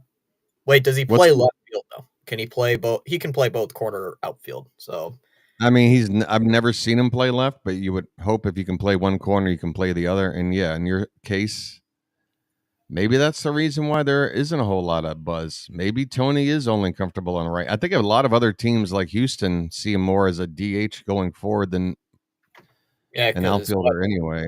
he's almost 30, I believe, right? So you would He call no him. he is there. I mean, it's just he's not a terrible fielder. It's just he's He's he's declining. slow. He's a little slow. It's just yeah, he's the range ain't great. But like you see him make diving catches and stuff all the time. He's athletic. He's just not very quick. He's like me, Yeah, very athletic, just slow.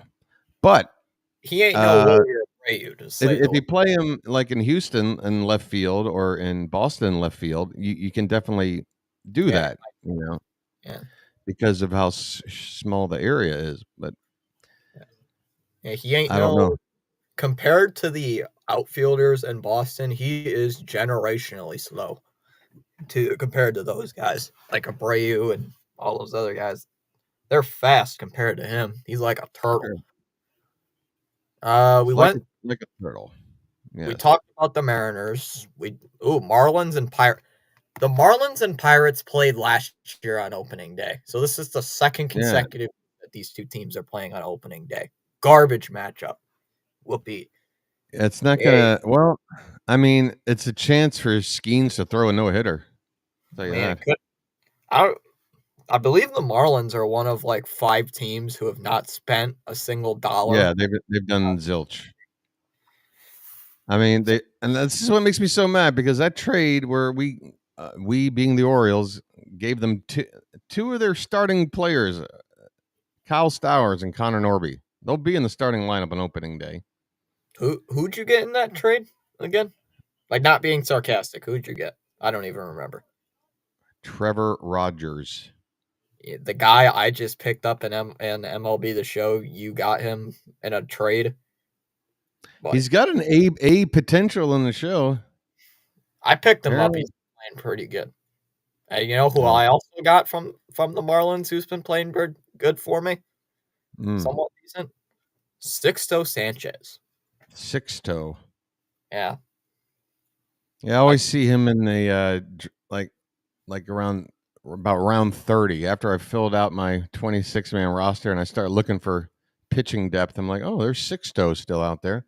I I acquired him when he had like a 8 ERA. I think I got it Mm. down to almost like cut it in half, but I had him as in the bullpen. So I didn't He's so he's one of those annoying players though. You ever do a fantasy draft on the show and it's like you draft your intended like 26-man roster and then you take another guy that doesn't have options, but you're assuming because of his player rating, he's going to start in AAA. But mm, then you end your draft, you flip it over, and you go into your roster, and like, oh crap, this guy is on them, and now I can't send him down because he's got no option. So yeah. ever It's ever one of had that happening? oh yeah, we've all had that happen at least once. Yeah. Oh, it happens to me too. Well, every year it happens to me, and then I play the game so much that I start to memorize who those players are and just avoid them. It's usually bullpen arms because I'm Yeah. always trying to like go cheap on the pen and just stock up arms late in the draft. The one Rule 5 guy I believe the Sox have is Slayton. I believe that's the only Rule 5 guy that the Red Sox have in their bullpen. Well, that was last for the 2024 season. Yeah, and he was there the whole season. So yeah, so that's over now. He can be optioned now. Yeah, I know. I'm just trying to think like from the Sox roster on the game, the show game. Trying to think like who had the Rule 5. Oh, Mitch Spence, pitcher for the A's. Oh yeah, him. He's like the highest rated Rule 5 guy in the. It's like 79 rated starting pitcher. Anyway, we're gonna go down a rabbit hole. You know us on MLB The Show. What's the next matchup? So we talked about the Mets game. We talked about that. Nationals and Phillies in DC. It looks like so at 4:05. Ooh. That's you hear that? Oh, they could do. I mean, what's weird with the Nats is they've made 2 additions and they're both first base. Yeah, then they get like Nathaniel Lowe from the Rangers and Josh Bell? They got Josh Bell from free agent Josh Bell. So one of them is the DH, obviously. It's probably going to be Bell. It's going to be the DH. Yeah, I would assume. But still, it just feels kind of, you could have used that money to sign a first baseman in another position, maybe have a little more flexibility. I don't know. That was weird. Like to me, again, first base to me is the easiest. This is why Pete Alonso's still out on the market. The people don't value first base. Yeah, like they use, or they just see how it's more easily replaceable. And the defense, again, like I've always said, like this is where you hide your worst defenders. I mean, you have good Gold Glove first baseman out there. That's a nice thing, but for a lot of teams, they've just got a guy who can hit but can't field. They stick him at first. So, yeah, I mean, that's why I'm again Mountcastle. He can trade him. Come on, we got another one. We got Kobe Mayo. Let's go first base. Casas, you trade him. Go on, get rid of him. Give us Casas. No, we ain't giving Casas to you. All right. Why? We went over the Orioles, we went over the Padres, went over the Phillies, Pirates, Rangers and Red Sox. Rangers, Red Sox, and Arlington. We were mentioning Arlington. All right, how about this? What's Jacob deGrom's status? I think he's still hurt. Wait, let me look. I might be wrong. I could be dead wrong.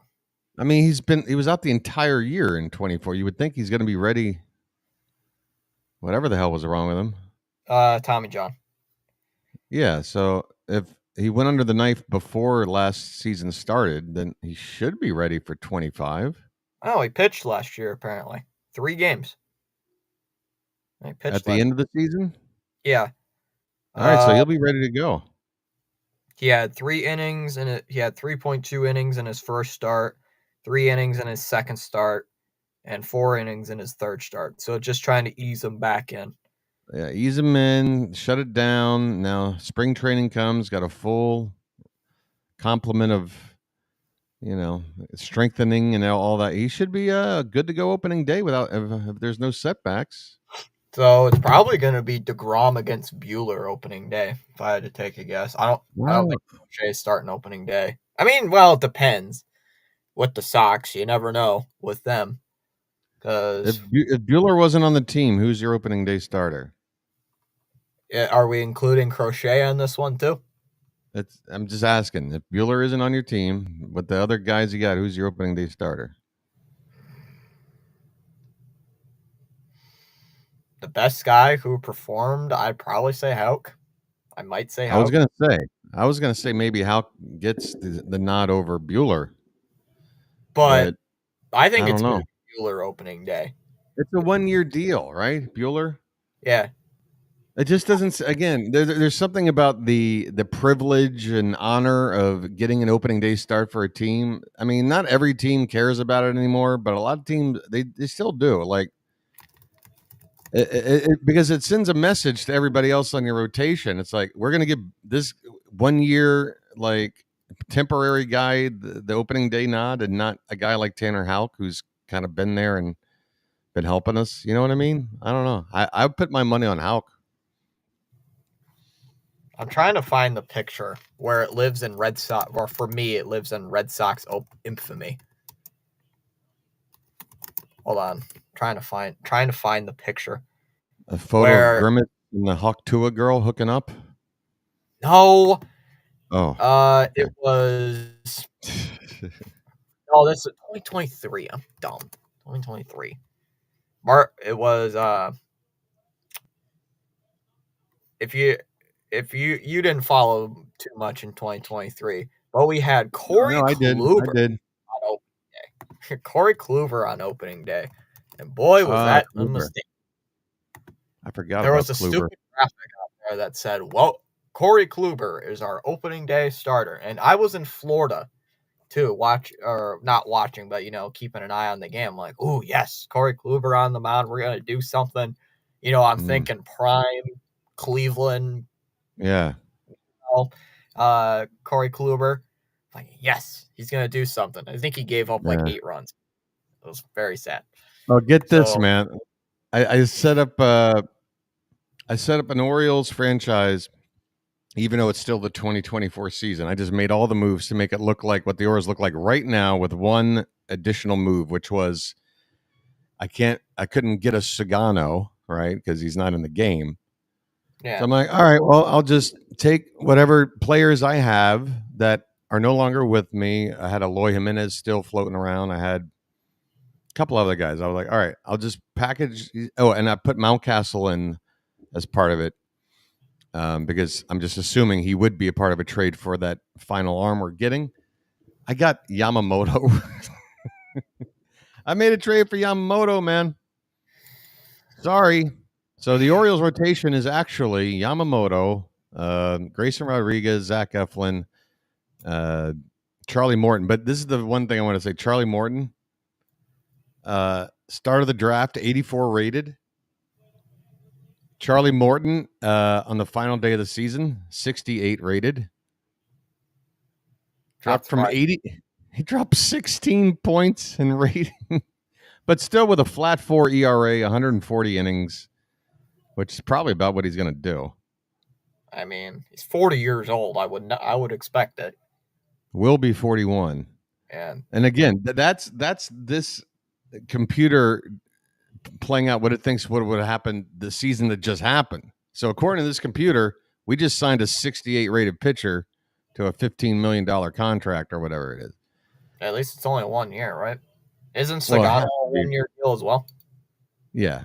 But I mean, yeah, when you get into your 40s, there's no such thing as a multi-year deal. It's I mean, you're Verlander always signed a 1 year deal for the Giants. yeah.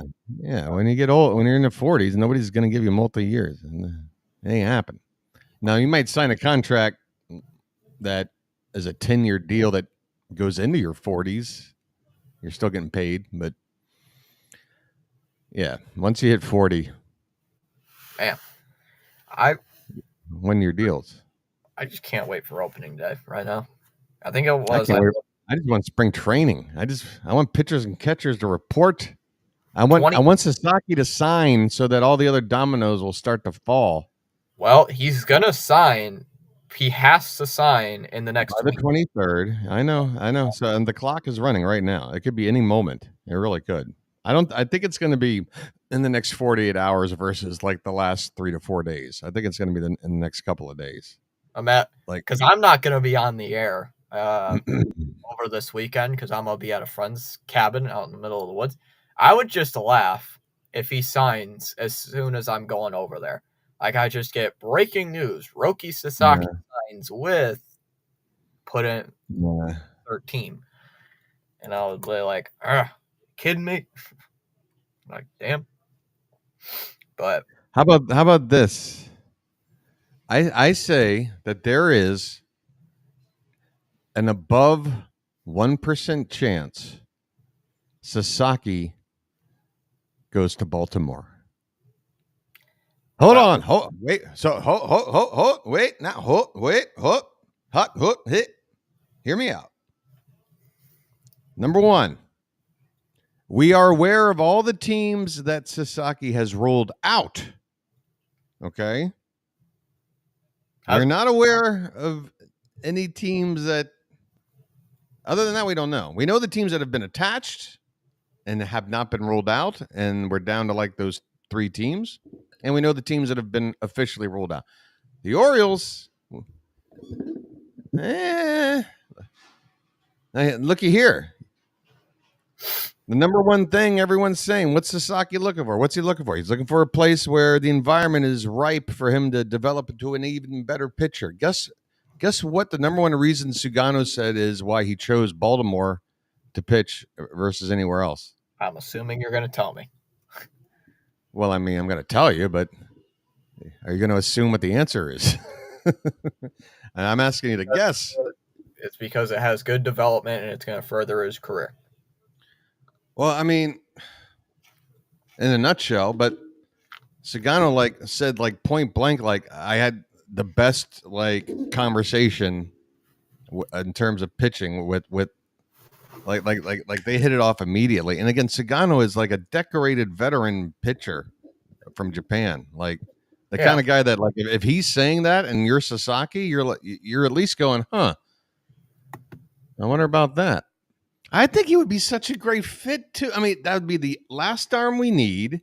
The pressure, again, it wouldn't be like it would be out in the West Coast, but you're on a contending team. You got your Sugano as your mentor here. Oh God, it'll be such a good fit. But I know. Pipe dream. Yeah, the pipe dream. It's like me. That was like me when people were going to say Ohtani's going to Boston. Because, see, I'm saying this. Your thinking right there is exactly how Red Sox fans were thinking. Well, initially, I'm trying to word this correctly. I think you mentioned briefly, I can't remember, it was like a month or 2 ago when you guys signed Sugano. You guys could get Sasaki because of the Japanese influence. That was the same thing people were saying with Boston, with Ohtani. When you got Yoshida? Yeah. That's what people were thinking. We're like, no, that ain't happening. Yeah. Sure enough, I don't see no Ohtani on this team. That's what people were thinking with Devers too. Or Devers. Soto, because we got Devers. Sox have had good Dominican players in the past. We've seen that. So that's what my thinking was. I just wonder if is it possible at all, because of this whole international media frenzy, it's not even just American press keeping track of this, but again, Corbin Burnes, there was zero documentation from any source saying that he had met at any time with the Diamondbacks to talk at all or anything. And then the deal was just done. So why can't that scenario play out with a Sasaki going to a place like Baltimore? Again, I know it's a pipe dream, but why can't it happen? Because a guy like him probably doesn't want to go out on the East Coast. Right. Well, then why are the Blue Jays still in his short list? Because Toronto's filthy rich, I guess. I don't know. I don't know why Toronto's on there. That's super confusing to me. I just think there's again. I would never put. I mean, if you gave me 1,000 to 1, I put in $1. You give me 1,000 if I'm right. Sure, I'll throw in $1 and bet. But I don't know, man. We always sit here and go, oh wait a minute. There's been a lot of surprises, man. Yeah. All the things that we've been saying we're expecting, not a lot of them have played out the way we're expecting. And why can't Sasaki be any different? Maybe it will be a mystery surprise team. I don't know. Maybe they want to keep it under wraps for some reason. I don't know. Yeah. But whoever gets him, paying him dirt cheap. Was it $6 million? It's somewhere in the neighborhood of six or seven, depending on some factors, but yeah, I mean, any team would take that. anything can happen, but doubt, like very high doubt. Let's put it this way: the fact that he was even for like a week attached to the White Sox. That was crazy, though, to think Should that alone should at least make you go, well, it could happen. I mean, hell, if he was even considering the White Sox, why not? You know what I mean? Mm-hmm. So again, I'm there. There's no reason to get my hopes up because it's such a tiny. But what I'm saying is, I don't think it's a 0% chance for a team like Baltimore to be the team that wound up to get like. I'm going to say it's 60% Dodgers, 35% Padres, 5% some other team. And then like your Orioles like 0.1%. Well, they're part of the 5%. It's the remaining like 28 teams, and they're one of them.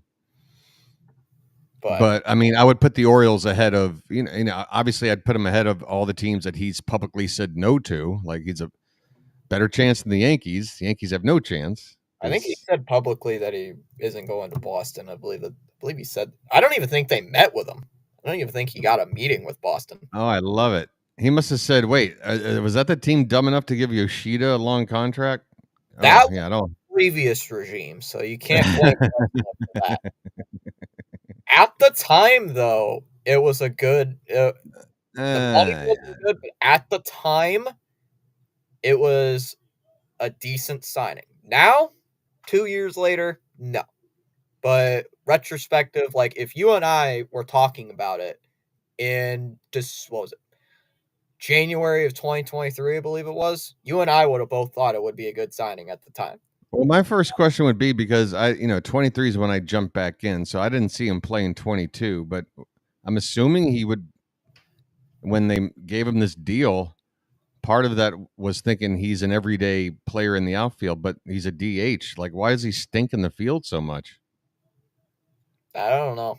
I think he played. Oh, like again, not that MLB The Show is the be all end all, but when you look at like the show this year, the show last year, like you look at Yoshida's defensive metrics, they don't look horrific. They're not. I mean, they're like kind of just okay. But like, why? I mean, again, Fenway, you can't play left.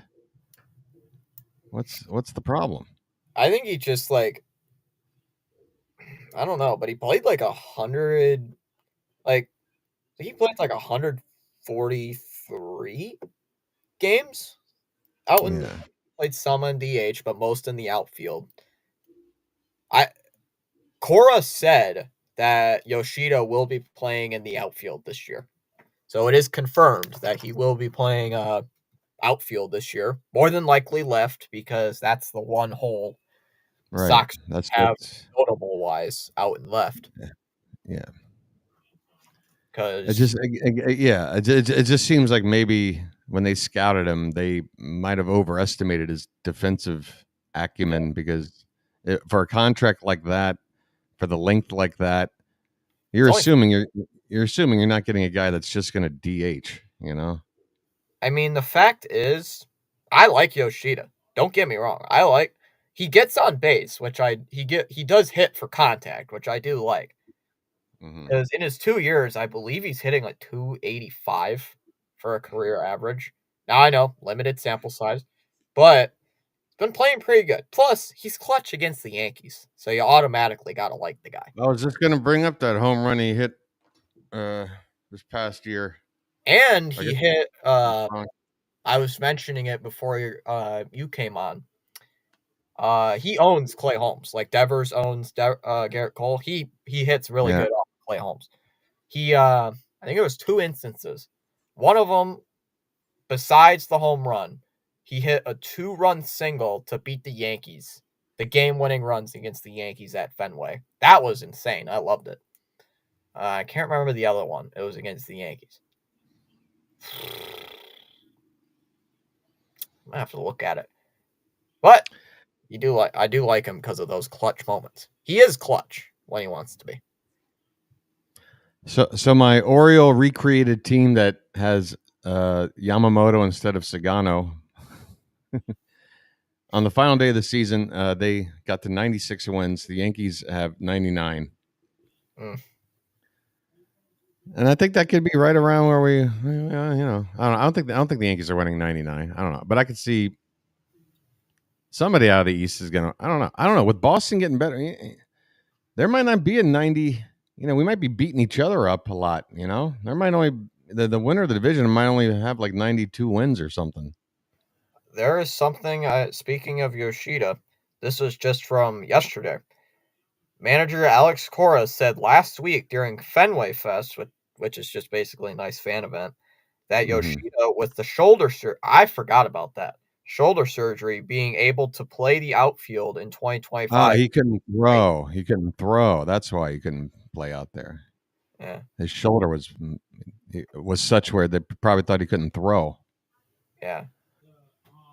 That makes sense. He's had quite a bit of injuries. I Last bet year, you he could still throw him harder than Johnny Damon or better than Johnny Damon. But anyway, yeah, go ahead. hold Sorry. on just a second.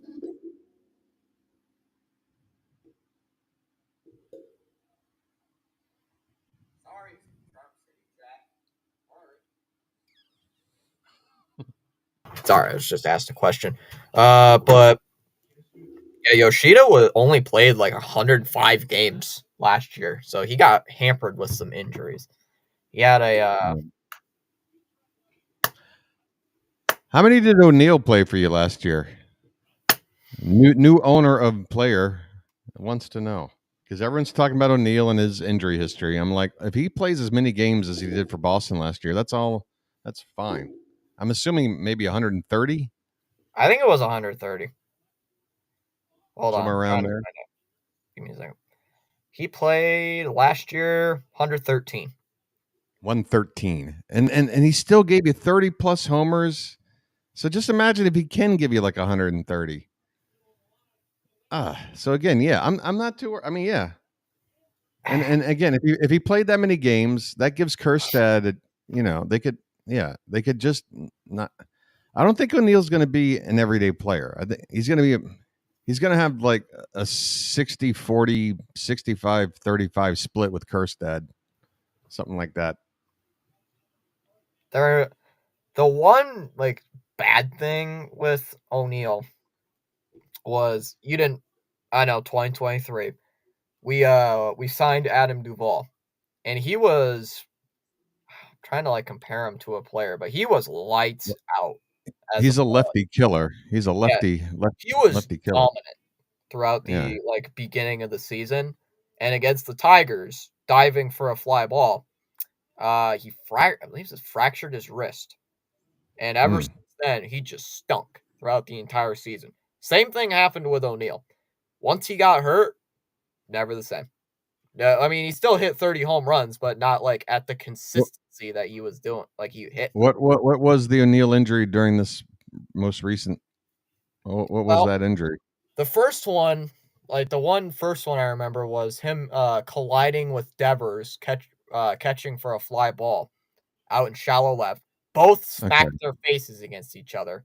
Devers was All fine, but O'Neill had to be out for a couple games because he like right. So now that's perfectly fine. That has nothing to do with his physical. Like people are saying, his injury history is mainly due to the fact that he's too jacked. Like he's more no, prone to getting hurt because he's just too jacked. something to do with it. I think it was his hamstring was involved. Yeah, muscles, hamstring. Yeah, those are usually the things you look at as like that's why O'Neill is a risk.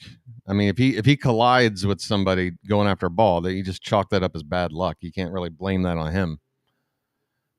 The one Hey, problem though was he two had the. seconds. Oh, sorry. I'm gonna look up his injury history real quick. Injury history. Tyler O'Neill injuries last season.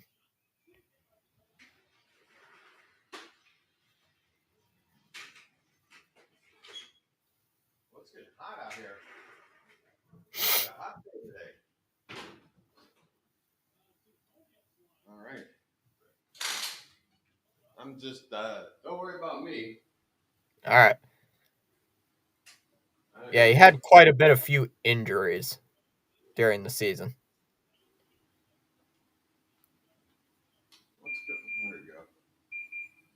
Dang, that's a loud AC unit. Well, Um, I'm hard of hearing. he hurt his head 2 times. He hurt his knee. One of them was his leg. That was an infection. Like I can't remember what it was, but he had like a infection in his leg, and then his finger. He had a It finger. better not be from a tattoo. I No, it know he's wasn't a tatted. tattoo. I think it was like I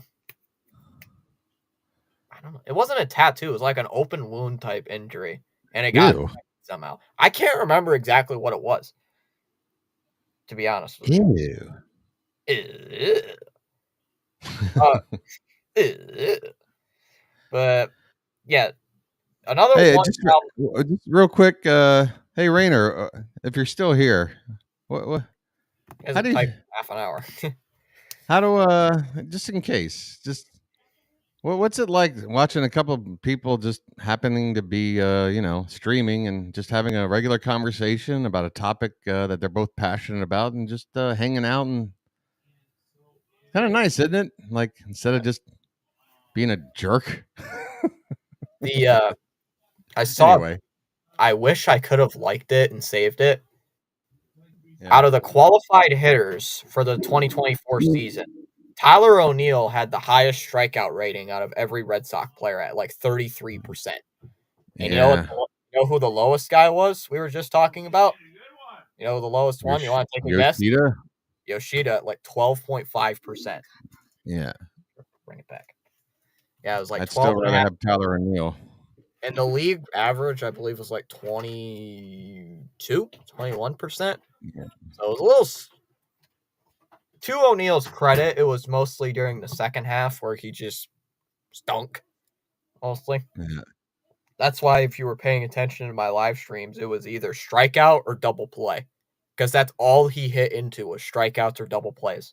Except that one home run against you guys to walk you guys off. That was an exception. No memory of that. I don't know what you're talking about. Yeah. The moon shot. Absolute missile to left center. Do we gotta jog your memory about that one? Alternative facts. Fake. But I think Tyler O'Neill is a pretty good signing for you. If he stays healthy, plays like 130 games, he's a demon for you guys. It'd be a good sign. Yeah, if we're trying to play Santander, I don't think there's another player that's quite as close. I mean, they're known for their power. Their on base percentage is not great. So they strike out. I guess yeah. I mean, yeah. I don't. A lot of people are really down that Tony's going somewhere else. Why didn't re-sign him? Especially now that they're talking about he's willing to take a shorter deal. Why would if we gave O'Neill 3 years? Why couldn't we give Tony 3 years? But I don't know. It's just business. I mean, O'Neill's cheaper, maybe by only 2 or 3 million by the time Tony signs, but I do think he's a little more mobile in the outfield. I think because he's so much better against lefties that you can sit him against righties and give Kjerstad a chance more often than you would if we kept Tony. Tony would be playing every day. And you got Tony, then Mullins and Cowles are two other lefties. So Kjerstad would be taking at bats from you know what I mean? Like it just makes sense. Like if Kjerstad's gonna find his at bats, it's gonna be by being in there against right-handed pitching and letting a guy like O'Neill take a seat. And yeah, considering his injury history, maybe it makes sense to just 2 days, play 2 out of every 3 games in a series, sit him, put Kjerstad in there. Because O'Neill that gets him up to 108 games if it's 2 out of 3. So 2 out of 3, and then sprinkle in a few extra, get him up to about 120 if you can. Yeah, just gotta worry about them strikeouts. That's the one problem. Well, just texting me. An out is an out. At the end of the day, what's the slugging? He's right at 500, I think. Let me look. I have him. I have his page open. I think it was like 502 slug. It was high. It was pretty high. Anything 500 is like, there's only like a few dozen guys out there, guys that should be hitting cleanup or somewhere near cleanup.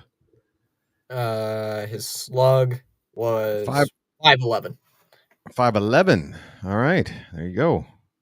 So yeah, strikeouts I can handle if you're giving me a 511 slug. If you're averaging more than half a base every time you come up to the plate, then I'm not worried that when you're not getting on, it's because you're striking out. You know what I mean?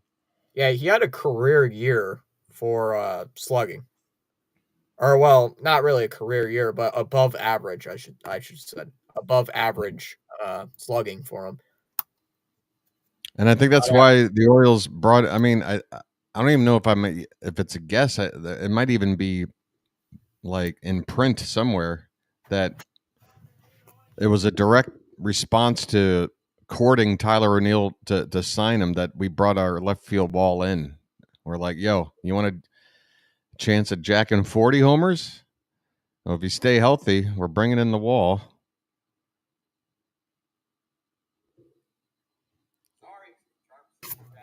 Sorry. I heard you, so. Yeah.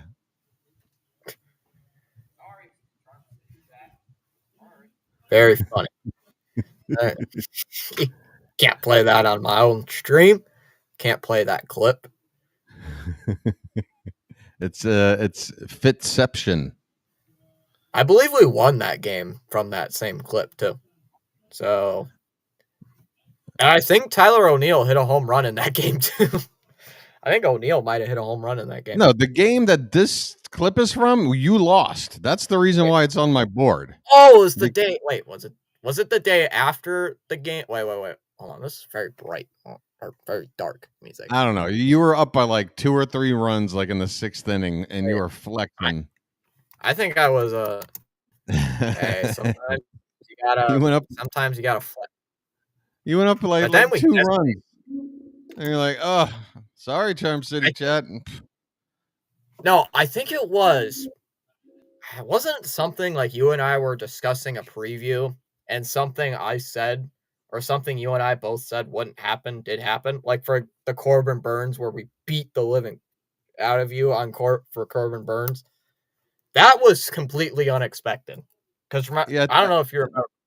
I do remember us talking about a upcoming series and trying to like guess how it'd play out based on the pitching matchups and all that stuff. Yeah.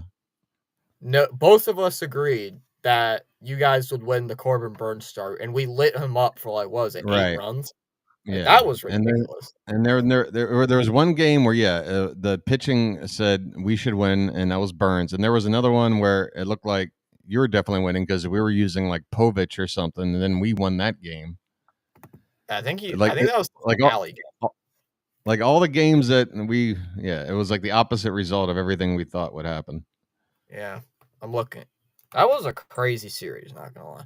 That was I was happy we split. Like, you know what? A split is a split. And then there was that one series where we just like that one game where we took Baltimore behind the woodshed. Yeah, I'm looking up the series. That one game. Jeez. Yeah, that one game you and I were talking about, the Corbin Burnes start, that was a 12-10 game. Yeah. And that was a bull. Oh, that's why. That's why I said we were start, because that was a bullpen game. Right. Burnes versus the exact. Yeah, I remember now. Yeah. And again, it just shows you baseball, man. And this is why I don't bet. Forget it, man. The moment you think you got something easily predictable. But I wish I knew the precise moment that you uttered the infamous "Sorry, Charm City chat." Sorry. It is a funny soundbite, though. Not gonna lie, I've kind of find it hilarious. But it was hilarious. After that, you guys just didn't play the best after that soundbite. No, we didn't. We didn't. You might have cursed us. Yeah, my little curse. Yeah, it was a home run off of it. It was a Abreu hit a solo shot. I said, sorry, Charm City chat, sorry. And then you immediately scored 5 unanswered after that. That sounds about right. Yep. It was like an immediate response. But then we beat you 2 straight games, so that was yeah. But by that point, I'm having too much fun playing your sound effect. I didn't know what happened. Yeah, but then after that, my good old I should have clipped. I should have gotten a reverse soundbite of that and put that for the 12-3 butt kicking we placed on your team. Like, man, all's fair, man. If you want to catch me slipping and you start clipping, ain't no stopping. I mean, I clipped you on that from yesterday's stream. You did? Yeah, remember that? Okay, well, this gives me a chance to figure out because you said if you get clipped, you can see it. I think I clipped it, or I think I did. Let me check. Maybe I didn't. If you didn't, then what am I looking swear for? I did. I swear I was on the clip. Like, you hit the button and you were titling it.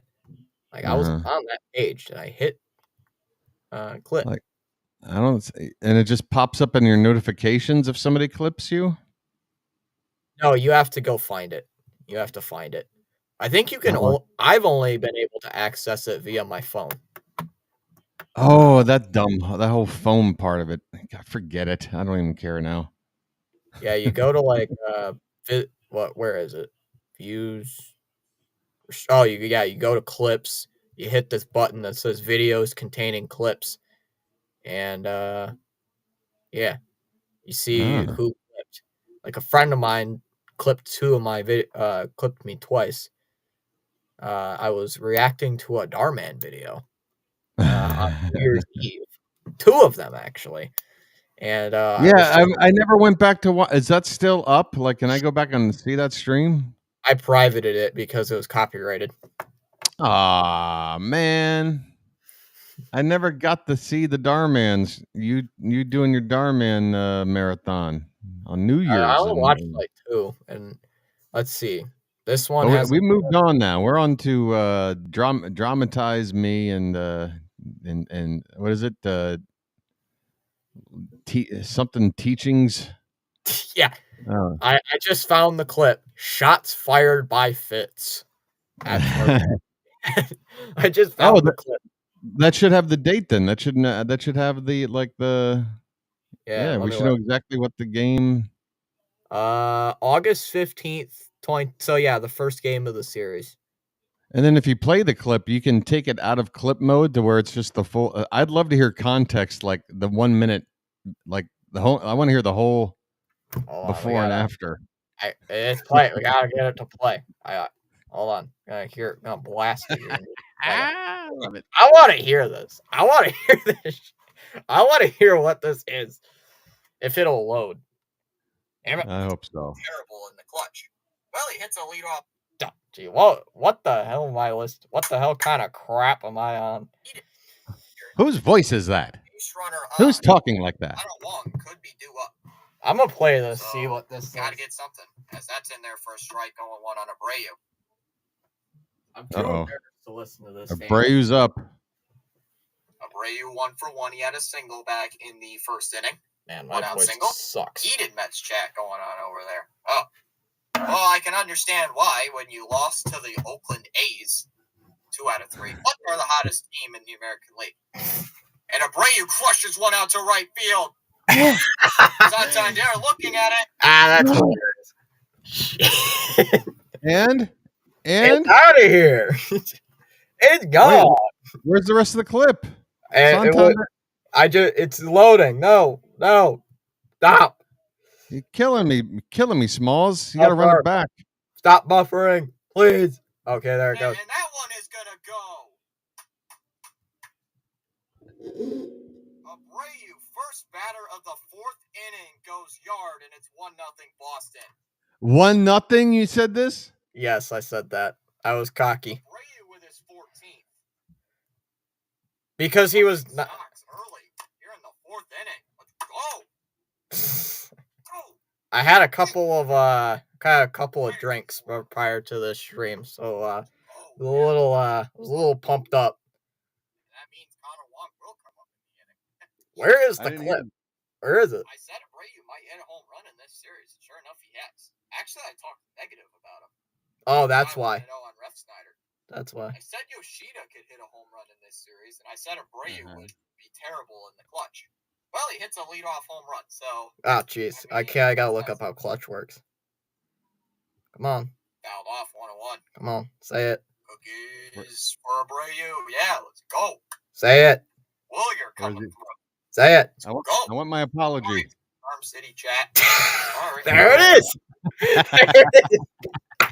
Like what even like I wasn't in the chat at the time. Nobody's like talking smack. Like it was such a flex on me for no reason. I don't know what, dude, it was so long ago. You'd have to think, like, you have to for like, a 1-0 score in the fourth. This guy is apologizing for beating us up so badly. We're sorry. Yeah. Hey, I can say this though. After that clip, you guys just couldn't beat us. After that clip, you guys just couldn't beat us. It was worth it then. It was worth it. It was worth the ridicule. It's still funny. I mean, we'll probably laugh about it in the next still a year. It's still funny. As long as I'm living and I've got the stream deck, it'll be a part of lore for as long as I live. It's funny. It is pretty funny. And it won't be the last clip either. I'm sure I'll catch you slipping again. I mean, I have the gatekeeper.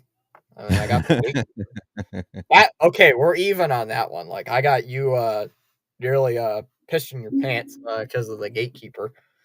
I feel no embarrassment at all because I was acting silly. I was pretending I'm playing a clip that I was already aware of. I wanted to show it to people for how silly it was. All right, I'm here. I'm closer. What?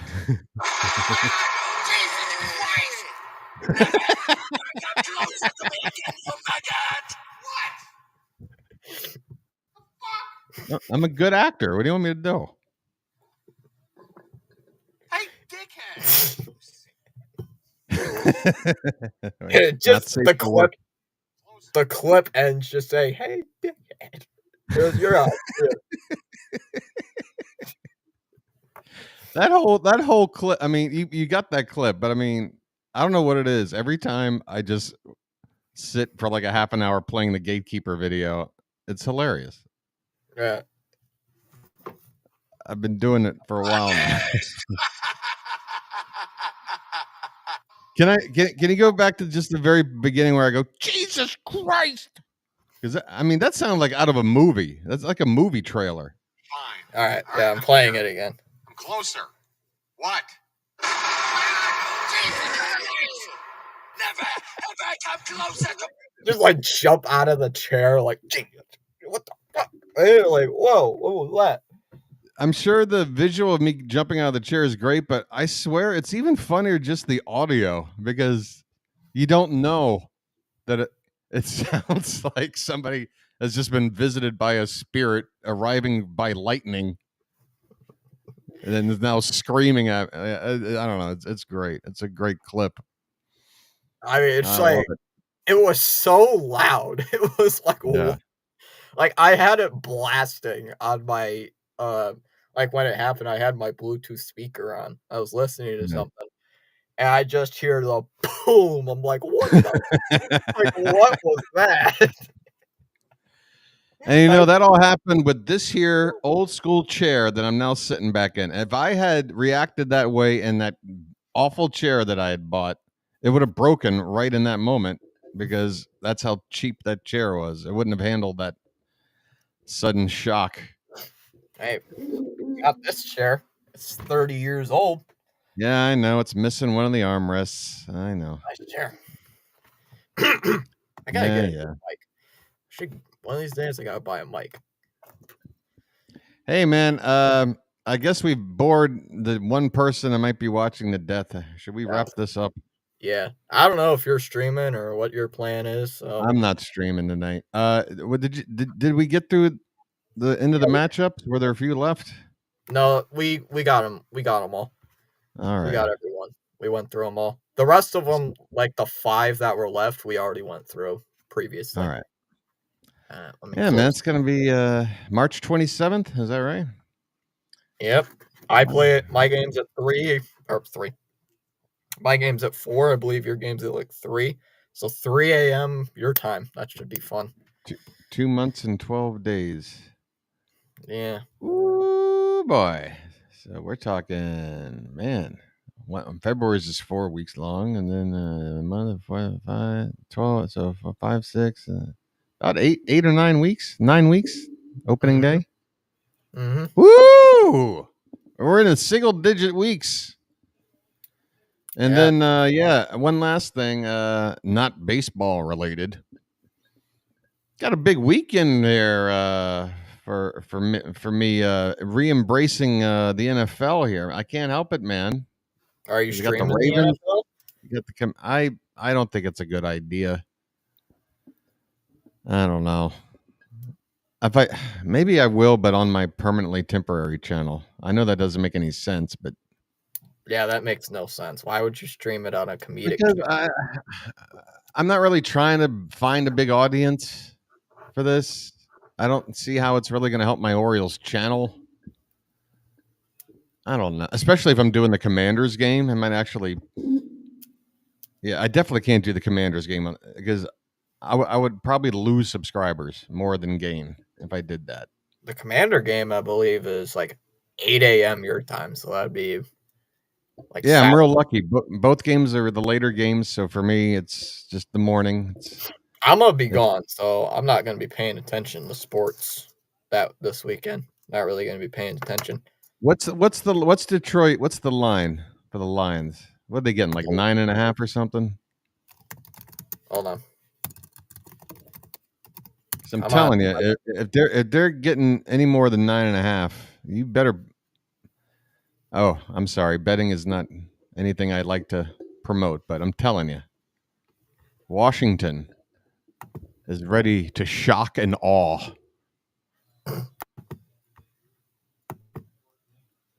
I like your optimism. Sorry. It's just they got nothing to lose. They've already exceeded expectations. They're just running on pure confidence right now, and sometimes that's all it takes. I mean, right now the matchup predictor is 73% in favor of the Lions. I'm sorry, I don't think you're stopping the Lions. I mean, it would be pretty funny, but no, you're not stopping the Lions.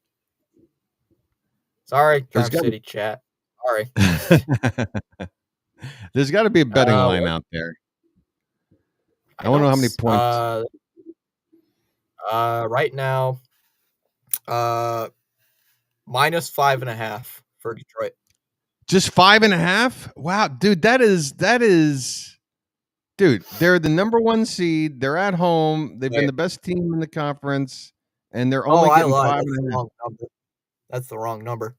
That's negative 5.5 for the over under.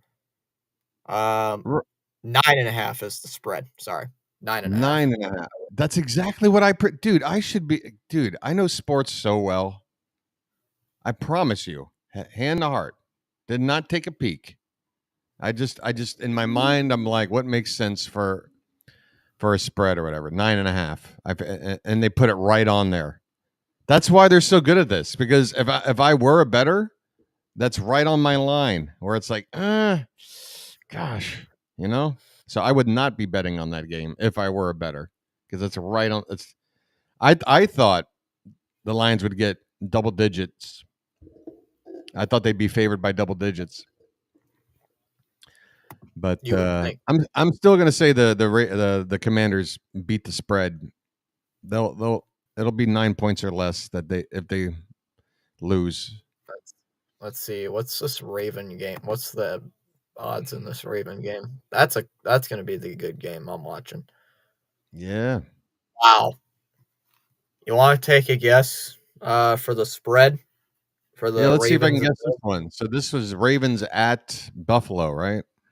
Yep, in Buffalo. This And shocked. and the spread was 9.5. Detroit given for Washington. Buffalo is going to get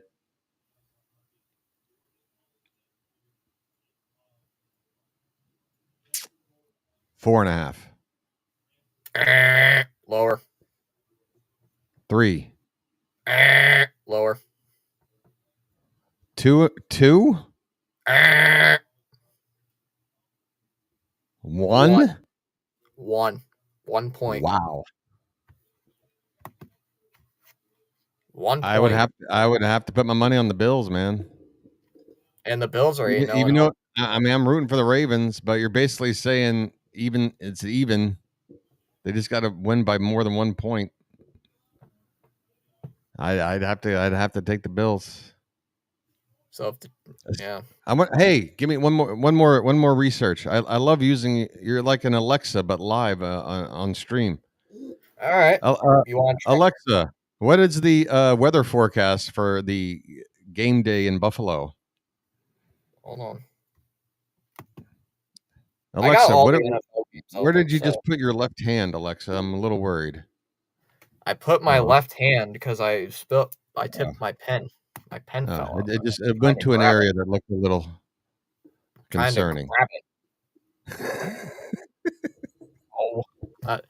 You and your foolishness. What? I'm foolish. The temperature in Buffalo is 16 degrees. Will be on that day. No, any 16. precipitation? Yeah, it doesn't show.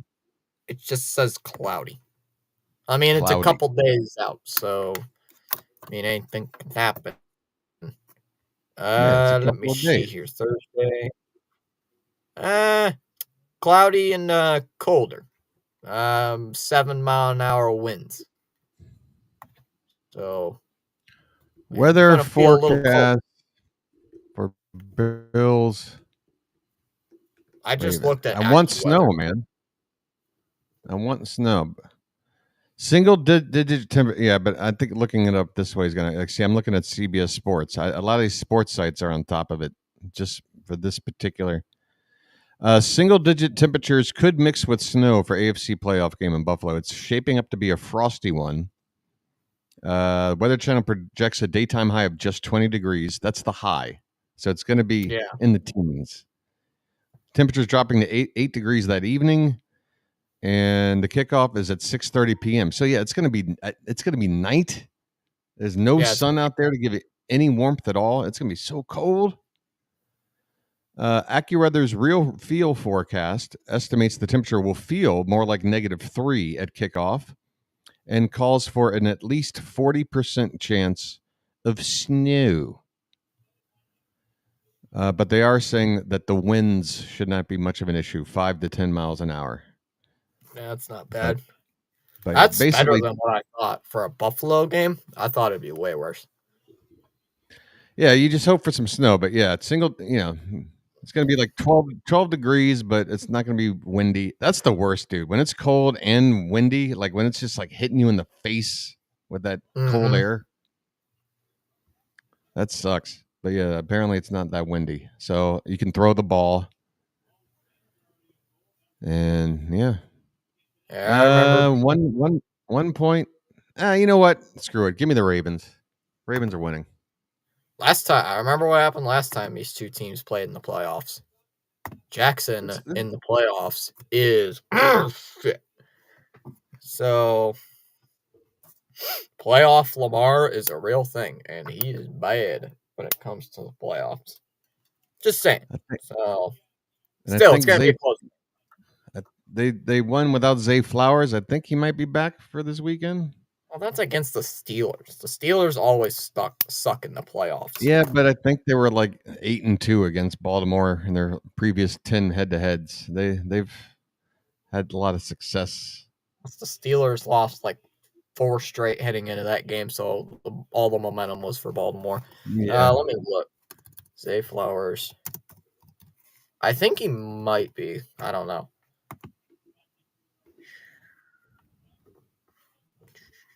doesn't say. Oh, Ravens wide receiver status revealed ahead of playoff game. He did not practice Wednesday, and he has an outside chance of playing on Sunday. So he's doubtful. Yeah, he's doubtful to play. Well, yeah, just pound it with Derrick Henry, Lamar. You know, he knows how to read a defense, and when he doesn't see the first option, second option, takes off, gets a few yards. This is why the Ravens are good. They move the ball.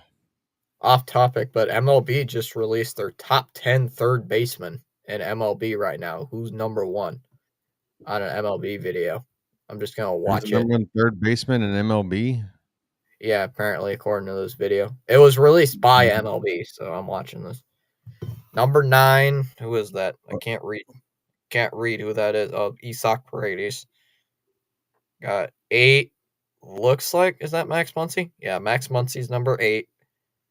I'm just going off of video clips. Number 7 is Arenado. Westberg's better than Muncy. Get out of here.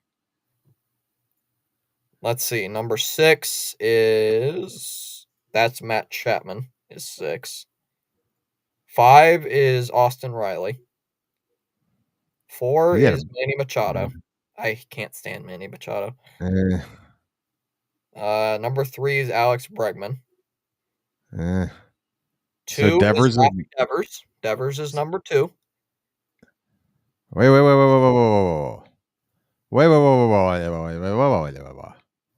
But that only leaves.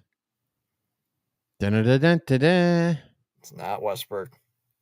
I'm gonna take a guess. I probably know who it is. I just got to run through the teams in my mind. I don't know why no, it can't be. No. I think it's Ramirez. Not even looking at it, I think it's J-Ram. Oh yeah, definitely. It's got to be him. Yeah, definitely. He's a Hall of Famer. Number 1, yeah, it's J-Ram. Yeah, he's like a top 10 player. Period. It's like sometimes I forget that he plays first base. So it's like, oh, that's easy. It's like, oh, you just think about it. It's got to be him, right? And yeah, it is. So Max Muncy. What is this based? Is this based on what they think they're going to do in 2025 or? No, it just says right now. As of right now, they just released. Well, that's basically ranking them going into the season. Like if you were having a fantasy draft, this would be your. They got top 10 pitchers. Not 10 is Valdez, who you possibly could get. 9 is Logan Webb. Logan Webb. All right. 8 is Garrett Cole, overrated. 7 is that who is? I can't read who that is. It's a Kansas City pitcher. Is that Lugo? Can't. That's Cole Reagans. Whoops. Reagans. 6th, Corbin Burns. Mm-hmm. Makes sense. 5 is Blake Snell. What? I know. That's confusing to me. 4 is Paul Skeens. So Skeens is in the top 5. Mm-hmm. 3 is Chris Sale. Is it gonna be Wheeler at the top? I'm surprised. Scooble's number 2. Wheeler at the top? Yep. Wheeler's at the top. Let's see. I'm seeing what else they have, like, out of all their ratings. Top 10 catchers. Yo, Wong better be on here. See, like, Adley, if you're basing it off the second half of last year, doesn't belong in this list, but he still should be on the list. Ain't no shot they just put Austin Wells number 10. That's stupid. Brother. Rookie of the year runner-up. Sigh. Murphy is number 9. How'd they not put? I'm still mad that Abreu's not even in consideration for Rookie of the Year. Is disgusting. That's a crime against humanity that he's not. He's a Gold Glover. And he's not even on the nomination. Like, get the disgusting crime against. I mean, can we talk a little more superlative? A little bit overboard here. Alejandro Kirk is number 8. What? That Uh, little fire hydrant? Gabriel Moreno is number 7. Mm-hmm. Number 6. Wait, is that? I didn't see who it was. I think it's Diaz for the Astros. Who's the Astros catcher? I can't. Is it Yandy? No, not Yandy. Yonder Diaz. Yiner. Yonder. Yiner. Yeah. Showing, of course, number 5. Got that Bailey for the. Oh no, it's JT Realmuto. They showed 40 Giants highlights, but Realmuto is number 5. That makes sense. Brother, Cal Raleigh is number 4. Boy, here I am thinking Adley Rutschman's a great catcher, but compared to this list, it's not really so much that he's great; it's that the position just doesn't have a lot of great players in it. Will Smith is number 3.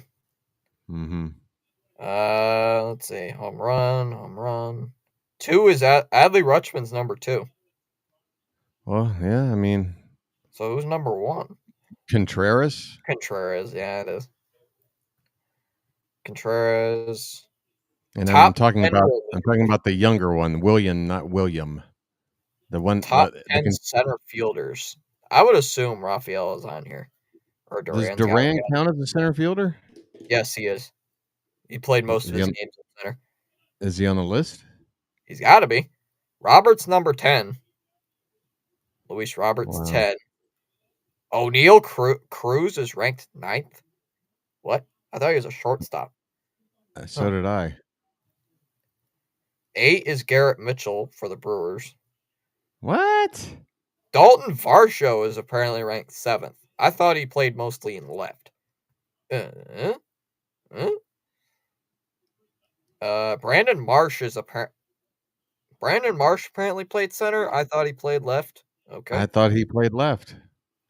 Mike Trout, who barely played a bit this year, he's ranked 5th.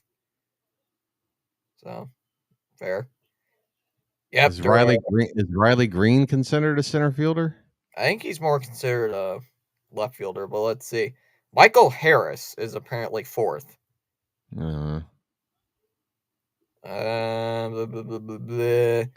Aaron Judge has to be considered center field, right? That's where he played this year. Byron Buxton is ranked 3rd.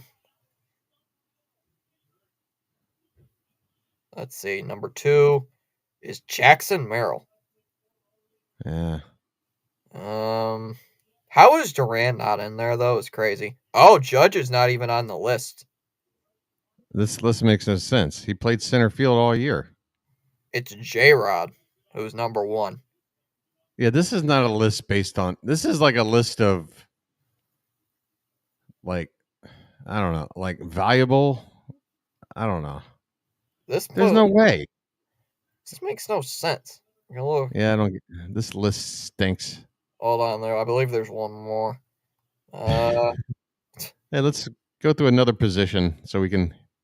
Top 10 relievers in MLB entering this year. Entering this year. Okay, so it's a prediction of how well they think they'll finish. Top 10 is Raisel Iglesias for the Braves. Raisel Iglesias? Is that how you say his name? Close enough. So by reliever, do we mean essentially closers? Closers, reliever. Yeah, I think that's what they're saying. They just relievers. It's going to be mostly closers, though, you would think. Let's see. Jeff Hoffman is 9. So, I'm wondering if they're talking about going into the season, is Felix Bautista worthy of a top 10 spot? I think he ought to be. He's back. Kirby Yates is ranked 8th. So I think this might be closers. Yeah, Tanner Scott is on there. He's ranked 7th. I don't think he's a closer. I thought he was a relief, middle relief guy. Some of these guys are 8th inning or 9th inning, depending on what team they're on. It's like Josh Hader was a closer, and then he was an 8th inning guy for a while. Back to 8th or 9th. Uceda is ranked at 6th for the Rays. I've never even heard of him. Mason Miller is top 5. Should be. Yeah, should be. Makes sense. Number 4 is Emmanuel Clase. Mm-hmm. So yeah, that one makes sense. Hesley's ranked third. Andrew Helsley from St. Louis. Yeah. Wait, who's two? That's another Guardian. Is that wait? Smith is ranked number 2. Cade Smith, is that it? Yeah, Cade I think it Smith. is Cade Smith. You would think Class A is better than him. And number 1 is Devin Williams. What? I know. Dumb.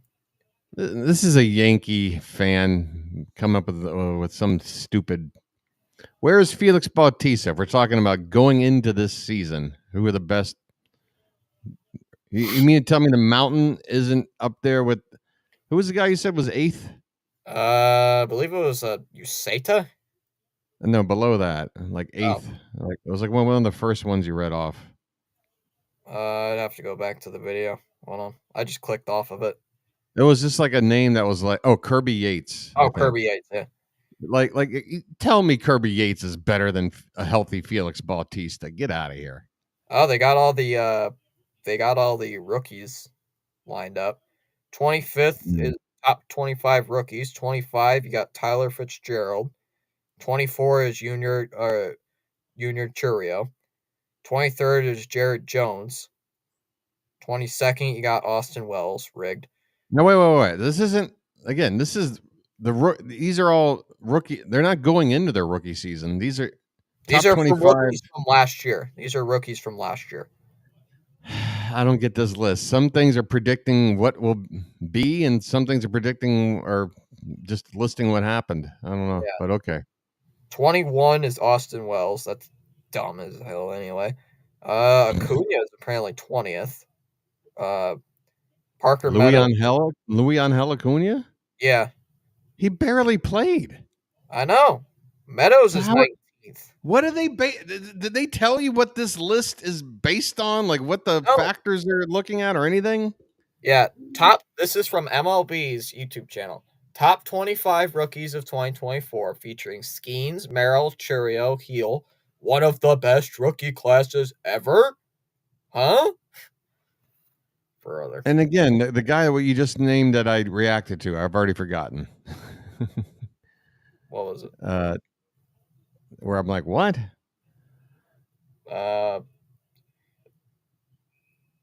Acuna? Yeah, Acuna. Like how what he had like 85 at bats or something? Like what are we basing this on? 18th is James Wood. Yeah. Let's see, 17th is if they stop playing Nationals highlights. Who? Bush? Michael Bush? Michael Bush, Cubs. Yeah. Let's see. You got to think Imanaga's on here, right? If they count him as a rookie, he better be. Gavin Stone's on here. He's 16th. Nah, we'll never forget him. 15th is Myers from the Brewers. Tobias Myers. Mm-hmm. Let's see. 14th, you got... What is that? Oh. No, it's not Spencer. It's not Schwellenballs. Dang it. That's why. No, it is Schwellenballs. Never mind. Schwellenballs. Schwellenballs is ranked 14th.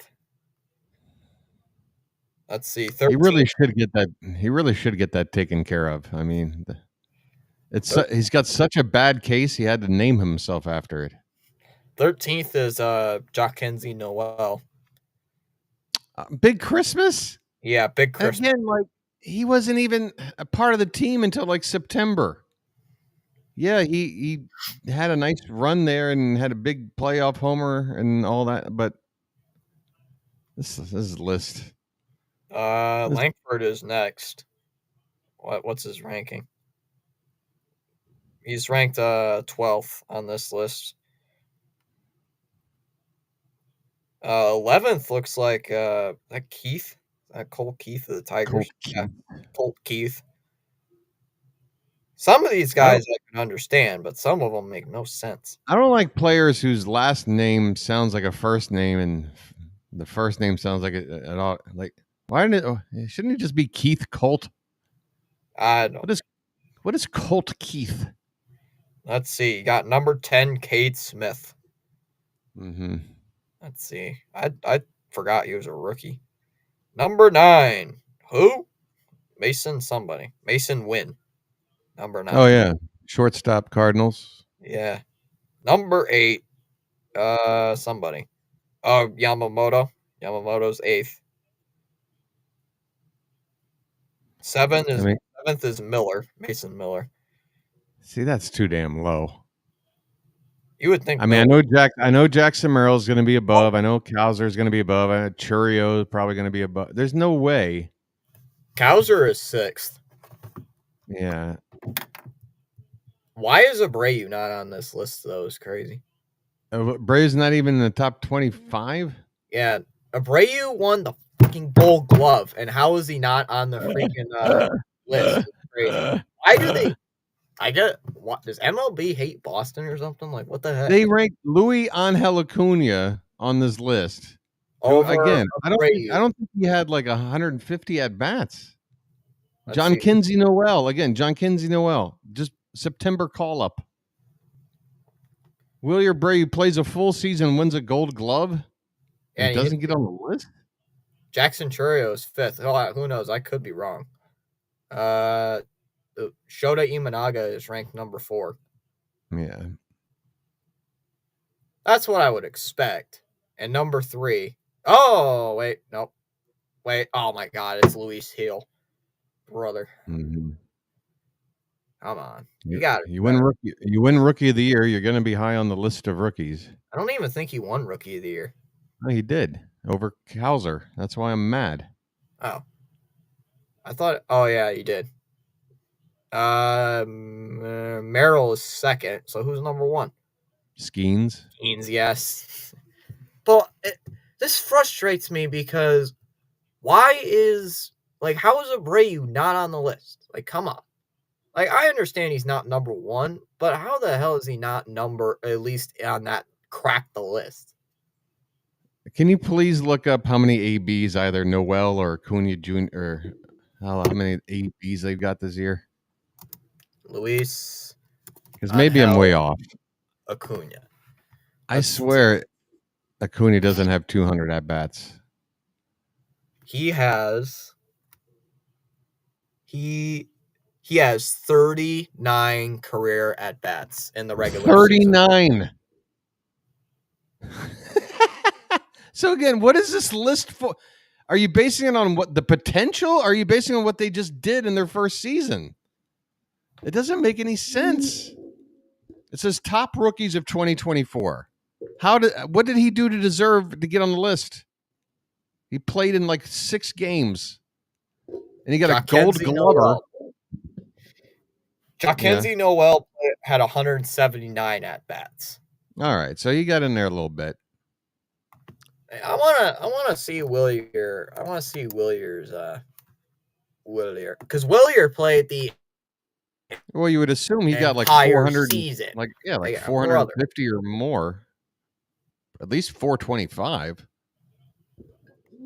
But Luis Angel Acuna, 39 at bats. Yeah, come on. Dude, Jackson Holliday's not even on the list. Like, I know Jackson Holliday didn't do great, but he did more things than Luis Angel Acuna did. Abreu had 1 at bat short of 400. All right, so he did not quite get 400. I think he had like an injury though. He missed. Oh yeah, he missed quite a bit of time because I can't remember if it was a sprain. He hurt his ankle walking down the stairs in the Fenway dugout. But yeah, this guy wins a Gold Glove. He has what was his batting average for the season? He had a 253 average, 15 homers, 58 RBIs. Not a really big base stealing guy. Wins the Gold Glove, and he's not even on the rookie, like, top 25 rookie list. That's just pathetic. I would find the author of that. Find the author of that list and send him an email. Tell him how ridiculous this is. How do you not? That kind of that frustrates me. Very much, very much. That would be my question. How do you rank a guy with 39 career at bats above a guy that just won the Gold Glove in his rookie year? Trying to find what other ones they have. Why do we keep going down these rankings lists that stink? No, I'm just like looking to see what other ones they have out, but I don't think they have anymore. They're clearly thrown together by somebody who has no idea what they're talking about. Garrett Crochet. They don't even know how to define what they're talking about. Like if you gave me certain parameters, I could see why Luis Angel Acuna is on the list. If you're going to talk about like potential, sure. He got into the show for a few games. So now but again, you're talking about comparing a guy who played 5-6 games versus guys who played a full season. It doesn't make sense. I don't care if he went 30 for 39 in those 39 at bats and hit 800 or whatever that is. All right, man. I'm going to log off because I'm starving. Yeah, I got to eat. All right. Talk to you later. Let's Rainer, you still here, man? Please come back. Come on, Rainer. Man. Hey, he thought I was more of a Brokeback Mountain kind of a guy. I like how he just keeps putting my name into the comment. I think that's supposed to be like threatening or something. Yeah. Because, just keep repeating my name at the end of every. Yeah. You're an interesting chap, Rainer. Welcome to 2025. I know, Fitz. You're like, shut up, Steve. Let me end this thing before you say something. Yeah. All right, man. Get your food and get out of here. Sorry, what was that? I said, get your food. Okay. I knew you were gonna pull something like that. I was expecting the clip. I was expecting it.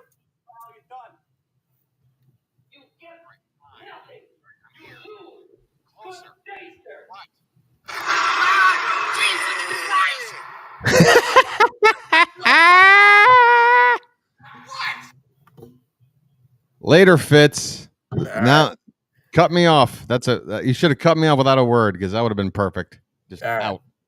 Get out of here. Bye. Kick. Boom. He's kicked. I'm out of here too. Bye. I know this was off topic, but that's what I am some days.